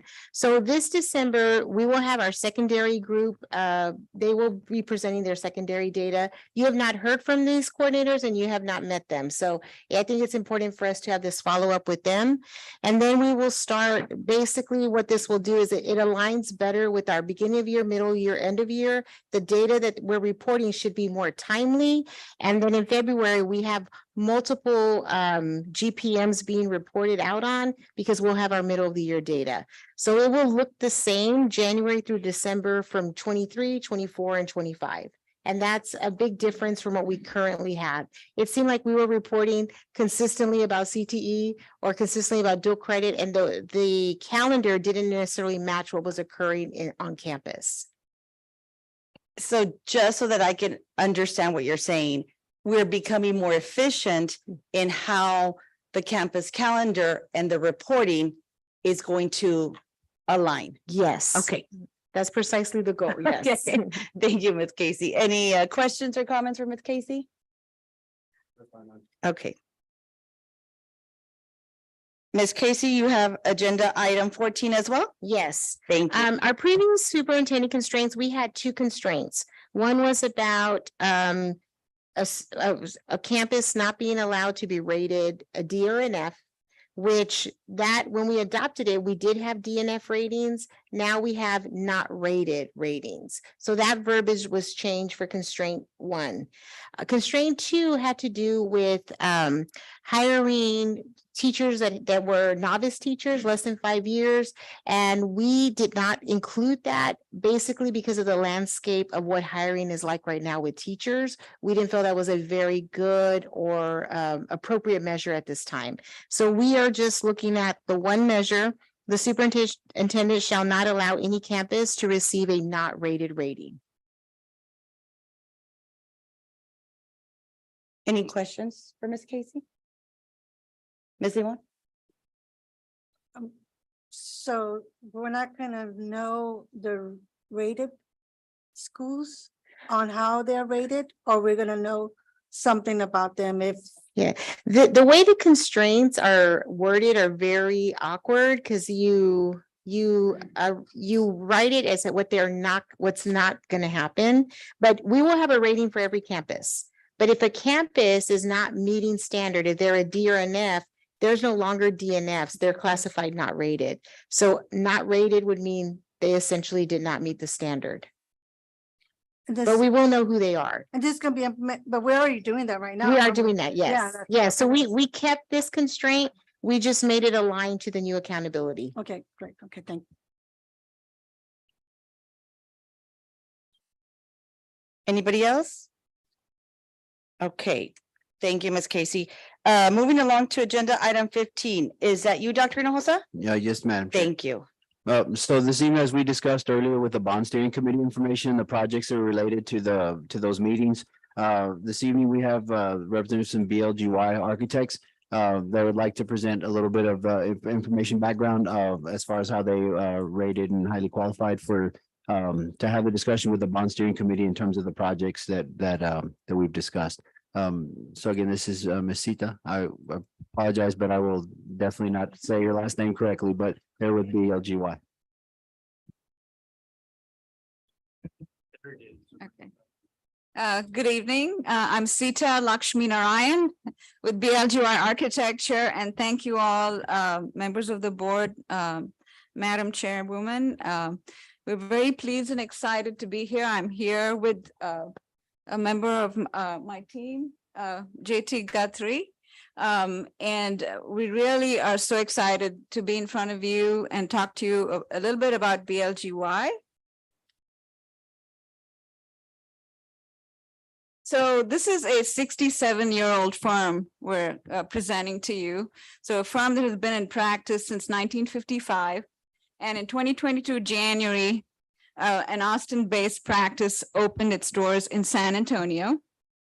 So just to give you an overview of the depth of K-12 work we have done over the years, there's a little bit of a typo there, but 20 new high schools, 30 new middle schools, that should say, 16 new elementary schools, and then additional renovation work, 60 high school renovations, 40 middle junior high school high renovations, and 50 elementary. So that is just the K-12 depth we have. So the firm here, as I already said, 67 years old, but we have capabilities going up, down, sideways, very well-rounded. Our staff is highly tenured. I was just calculating, sitting back there, the average tenure of staff in the firm is 15 years. I've been with the firm 18, JT 18 plus, our CEO 33 years. All the other staff is 10 plus. So people stick around in the firm. They just like working at the firm and what we stand for. Our portfolio is very diverse. Our clients are primarily public clients, K-12, like yourself, and municipal and county. Our design solutions are enduring. We make sure that we specify products and our designs will last over the years. And our clients that keep hiring us over and over again can vouch for that. We communicate with you. We're very transparent and open. We make sure that we let you know anything in advance. If we see something that could be problematic, if there's a schedule that might have a problem being met, etc. We work very closely with our contractor partners. And we want to make sure that what we deliver to you is what we can walk away being proud of. So that's what we mean by, we will be a reliable partner. And sustainability means many things to many people. And so for us, sustainability means not just that the building got some kind of sustainability rating, but it is sustainable in terms of long lasting, in terms of using your money wisely. So services provided, I'm sure some of you or all of you might be familiar with what architects do. But I just want to give you an overview of BLG-Wise capabilities. We can come in at the pre-design phase, which is ahead of our design. And we can master plan when the district isn't really sure of what scope you can handle within the budget. So we can come in and do that, engage with community, have shared type meetings, and then, present to you a master plan. And then the next three, which is items 2, 3, and 4 on the diagram in front of you, are what is called the traditional design phase. So those are comprised of schematic design, design development, and construction documents, which go to the contractor. At which point, depending on the delivery method, it could be one of several, bid or construction manager at risk. But we work with the contractor, we work with you, and we look at the bids that come in, and we will make recommendations to you on whether we think they're fair or not. And then the project goes into construction administration. We have very seasoned staff here, like JT, who get on the field and work very diligently, making sure that the documents, the design that was presented with the construction documents are then correctly executed on site. We are the owner's eyes on the field, and we take that very seriously. And after the construction administration is over, we don't just walk away. There's a 1-year warranty period. And during that time, we still make sure that we are there for you, and the contractor and us walk the site at the end of the 1-year warranty phase. And even beyond that, JT can confirm, even beyond that, you can call us. Dr. Hinojosa can call us. We really believe that once we come and work with you, we are your partner. We're listeners, communicators. We're learner driven. I myself am an accredited learning environment planner, in addition to being an architect, which means that I make sure that I understand all the innovations that are around, attending conferences, et cetera, and keep up with the latest and greatest cutting edge trends in K-12 design. And yes, I spoke repeatedly about being passionate about providing a great product, and we really want to do that for you. Some of our previous work, just a sampling here. This was at Teague Junior High, Senior High School. We got in at the bond planning stage. So we helped the district plan the bond. And then when the bonds were passed, we were awarded a ground up new junior senior high school, as well as we added on to the intermediate school that was sharing the same site. So we went in there and we did a science lab addition. So there was a bunch of, bond related construction, design and construction work that was successfully executed. They were very pleased with the outcome of the projects. We came in under budget, left money on the table. So it was a win-win for everybody. Here's what we've done for Brandon ISD, a long time, 50-year client of BLGY. In fact, JT, after 18 years at BLGY, went and worked briefly 3 years, 5 years, time flies. We worked 5 years with Brandon ISD, and we've had some staff members also go and work there and come back now to us. But we can see it from your angle as well as, our side. Our CEO used to work as executive director of construction management at Austin ISD many moons ago. So he always makes sure that all the staff in the office understands the importance of spending the bond dollars, very judiciously. So while we want to, give you some excellent design, we also want to make sure we handle your money very carefully. This Jolie Johnson was, I wouldn't say it was the 7th or 8th campus of a prototype design that kept evolving, but this was a 21st century design. Very well received, very successful. And it was innovative on many fronts, especially, I would say, in the way that we were able to incorporate the principal's ideas and the staff's ideas on, you know, bringing in collaborative learning and so on and so forth. Shadow Glen from Maine ISD. This one was significant because we were able to implement project-based learning. Maynard came in and toured our Round Rock projects and they really loved them. So we made modifications to that design and presented them a facility that was very successful in implementing, you know, their curriculum goals. That is all I have. We've shown you sort of, you know, given you a sort of a broad brush strokes of what we are capable of, open to any questions you have for us at this time about our firm. Madam Chair, Yes, Ms. Limon. any projects here in San Antonio? Not yet, and not even this will be a maiden effort, but we, you know, we're really excited to come work with you. We've worked all over the place, but This is your first. in this area, in this specific area, yes.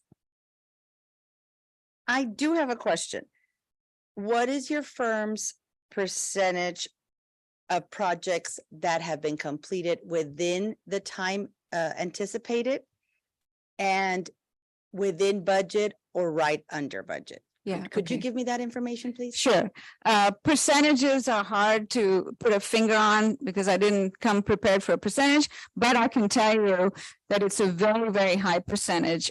Projects going in, we are very proud of the fact that we can get it in on time and on budget. Recently, there was one renovation project that extended over time that was only due to the contractor's procurement issue. It wasn't anything that we as a design team did. So yes, on time, on budget. In fact, intermediate school that we did for Austin ISD in the 2017 bond, it came 1.5 million under budget, was given back to the owner. So we're always wanting to achieve that goal and do better. Thank you. Thank you very much. Sure. Anybody else? Madam Chair? Oh, Yes, Ms. Limon. Okay, correct me, what was the budget for this one we're looking at? That was the 2.5? Yes, ma'am. This Okay. is a 2.5. Mhm. Thank you, sir.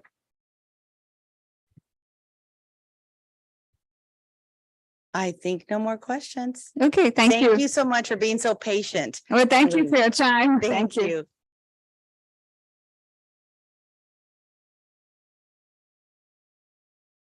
Moving on to agenda item 16. Is that you, Dr. Hinojosa? Yes, ma'am, Madam Chair. So this particular item is in reference to an initiative, some facility assessment initiative that we'd like to, as a district, undertake to see where we're at in terms of recommending, getting a recommendation on our facilities use. This would not simply be a energy efficiency, but also it would look at all of our facilities, our current facilities. It would range from looking at our elementary schools to our secondary schools to also our satellite buildings. And if you look into the supporting documents, it'll spell out exactly what this facility assessment would be for. It doesn't simply look at the again, at the age of the not just looking at the age of the buildings, but also the efficiency, the student occupancy, as well as some of the energy efficiencies within the facilities.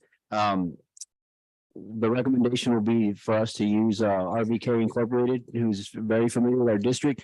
They've also been done similar studies before, and the one thing that I included in the board book was just some excerpts of the facility assessment that they just recently did with Judson ISD, and that's really what we're targeting as far as wanting to get that information to provide for us. So it'll be related to any bond projects or any bond facility projects that we will have moving forward. If you look at page in your board book on page 136, it's basically the introductory page for the facility assessment. If you look at page 137, it's just a brief overview of how in detailed the facility assessment document is. It'll have, it's not just campus safety and security. Again, you see facility age and condition, the different offerings, different opportunities and the accommodations for growth and change within the facilities and also any future prioritization. If you were to look at page 138 in your board book, it just gives you a little bit more of a breakdown as far as what the study will entail, not only again, looking at the facility itself and the efficiency, but also our student occupancy and then making sure that it stays within the TEA guidelines. You see that was done as well. If you look at page 139, it's a brief floor plan. You see it's colored out, just kind of giving you all the different areas that the facility assessment will grade out. It'll give you whether this is just one area. I didn't include all of them. It's a pretty extensive document, but this is just one example of how detailed they will go in terms of being able to break down the facilities. Again, just to see the overall efficiency. But again, it's not just the actual buildings themselves, but it's also the entire plant, the entire site of the campus. And that is what 140 is just one example. We'll also do a civil assessment. So it'll also evaluate the drainage around the facility, the soil around the facility, our parking lots, and again, it's a very, very extensive study. And again, they have not just the prior knowledge and previous knowledge of working with the district, but they've also got the experience of being able to provide the service. Again, so the cost of this is it ranges if you're looking in the agenda item. It's a range, really depending on how many campuses we want to do. So if we want to stick with a certain select group, it would probably run around anywhere between 110 to 200,000. But again, it's just really going to depend on whether we want to do specific campuses or we want to do all of our facilities throughout the district. And then also in terms of the funding for this, it'll be bond 2022 and also the interest earnings that we have from that bond, and that's stated in the last underneath on the recommendations. That'll be for Monday. Madam Chair, Yes, Ms. Limon. I'm just confused why you want to do this. If the steering committee already did something like that, and now you're paying someone to do this. So the steering, So- no, ma'am. So the steering committee gave us like recommendations for projects. So what this is doing is it's actually giving, it's like a scorecard or grading our current facilities. But it's not the recommendations from the steering committee. It's more the facility usage and to see what future or any priorities we want to do with our buildings. So what is the budget for that? Do we have a budget for that? I mean, are you going to use so much funds for that? If they say we have 3 million of whatever in our district that we need to fix, is there a budget for that? So and correct me if I'm wrong on this, Mr. Hernandez, but after this study, they will give us recommendations as far as where we're at of what some areas that we might need to address within our facilities. But it would be tied into bond, but it wouldn't be tied into the bond steering committee. The bond steering committee, their recommendations, that's already been because of the proposition where that money was kind of earmarked for them. This will come into play for that. The bond steering committee projects and the budget for that is going to strictly be used for that. Any recommendations that come from this would be other bond monies that are earmarked for the bond steering committee, if that makes sense. Madam Chair, Let let me try to explain to it. me. Understanding. I just want to say, we still have money left for that. I mean, I didn't know we still have money left to do anything else, but I'm assuming we still have money left to do this and to do whatever they suggest or come back. If I may, Dr. Hinojosa, there was money from the bond allocated just for the community to have their input Right. on an assessment of the needs of our district. But aside from that, there was a particular proposition that indicated, I think it's was it maintenance or is it facilities? And that is where this comes in. So this assessment is going, if anything needs to be taken care of in our district, as far as our facilities and campuses, it would come from that particular bond proposition. Yes, ma'am. Nothing to do with the money we set aside for the community to have an input on the needs assessment of some of our campuses, correct? Exactly. Okay, I just want to make sure I understood correctly. So how much is that? Do we know? How much is that? That's for the facilities, general facility funds? For the, as far as for the payment, Yeah. so it's go ahead. sir. Yes, ma'am. So I don't think you're understanding. So we're gonna pay them $60,000 to $75,000 to give us an assessment, a report. What comes out of that report, what they find we need to take care of will come from the bond monies on that particular proposition. So when you're asking, do we have money for that? Well, we don't know what we're looking at as far as cost until we get this assessment, facility assessment report from RVK, correct? that's correct. ma'am. The only thing we're looking at is they came at the lowest bid So to do the facility assessment. No. So when you're hiring architects, you don't go by price. You first go by qualifications. So what Dr. Hinojosa, him and his team did was they went through the list of architects that we got when we did the RFQ what about a year or 2 years ago. So the ones that we've been using, the ones we've been selecting. So he evaluated those architects and then ranked them again based on a criteria of which one had experience with the district, the projects that they'd done, experience in doing facility assessments. So when he did that, then he came up with the highest ranked firm that met that criteria, which was RVK. So after ranking RVK, then the next step, according to the education law, is then they go and they negotiate it with the contract. Once they had a successful negotiation that Dr. Hinojosa and along with staff and superintendent, that's the firm that's being recommended to do this facility assessment. Going back to what you said, yes, until that assessment's done, then we know, what projects need to be done, what costs need to be covered. And so looking at our bond 22 monies, that will then be determined, okay, how is the best use of that to meet our needs resulting from this facility assessment? The cost for this assessment is ranging between 110 to 200,000. We put interest earnings because that's another source that will allow us not to tap into bond proceeds. As of today, between July and October, we've earned $88,000 in interest earnings. So then by the time before these funds are used, we'll have enough interest earnings to cover this cost. So this wouldn't be a drain on bond proceeds. Okay, thank you. Thank you explains so it to much. me. I'm Yeah. sorry for the confusion. No, ma'am. I'm just trying to Thank you. figure it out. So Yes, ma'am. Thank you so much. Thank you so much. Thank you. Very so much. good at explaining it, Mr. Hernandez and Dr. Hinojosa. Yes, both. That's why I have him sitting next to me. So we can get that. Very smart, very smart. Mr. Soto, and I did not mean to interrupt, but I thought if I don't ask it, I'm gonna lose it and I'll forget about it. And I wanted to make sure I was understanding correctly. Did you have anything else to add? No, I'd rather Since not. since I rudely interrupted your. No, we're good. Let it be. We're okay right now. We're okay. Questions, comments for Mr. Hernandez or Dr. Hinojosa? No? Okay. Yes, Mr. Luna. My question is there gonna be a time, like the way, previous projects have been accomplished in our district as to the assessment and then also what the steering committee is gonna be projected to do? So for the assessment, so I'll answer them individually. So the assessment usually takes from 4 to 6 weeks.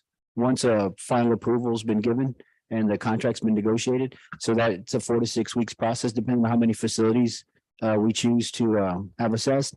And in terms of the bond steering committee, again, we're still gonna have meetings throughout the spring. So we can have a finalized, prioritized list to present towards the end of the school year. All right, thank you. Nobody else? Well, now we are left with agenda item 17. Madam Chair, Yes, Ms. Carrillo. I move to adjourn I will second your motion. and everyone have a great evening. Yeah. So, Ms. Limon, yay or nay to adjourn tonight's meeting? Yay. Thank you, ma'am. Mr. Mancha, yay or nay? Yay.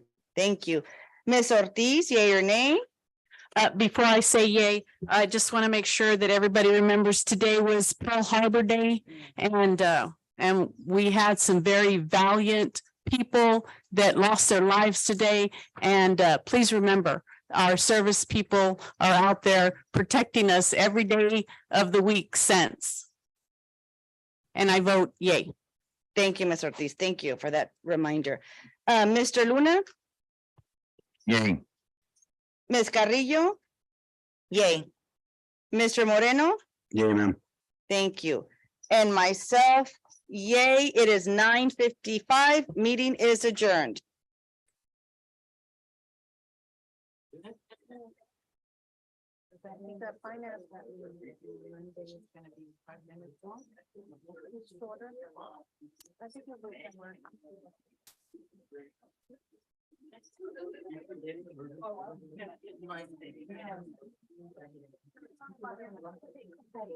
I'm glad you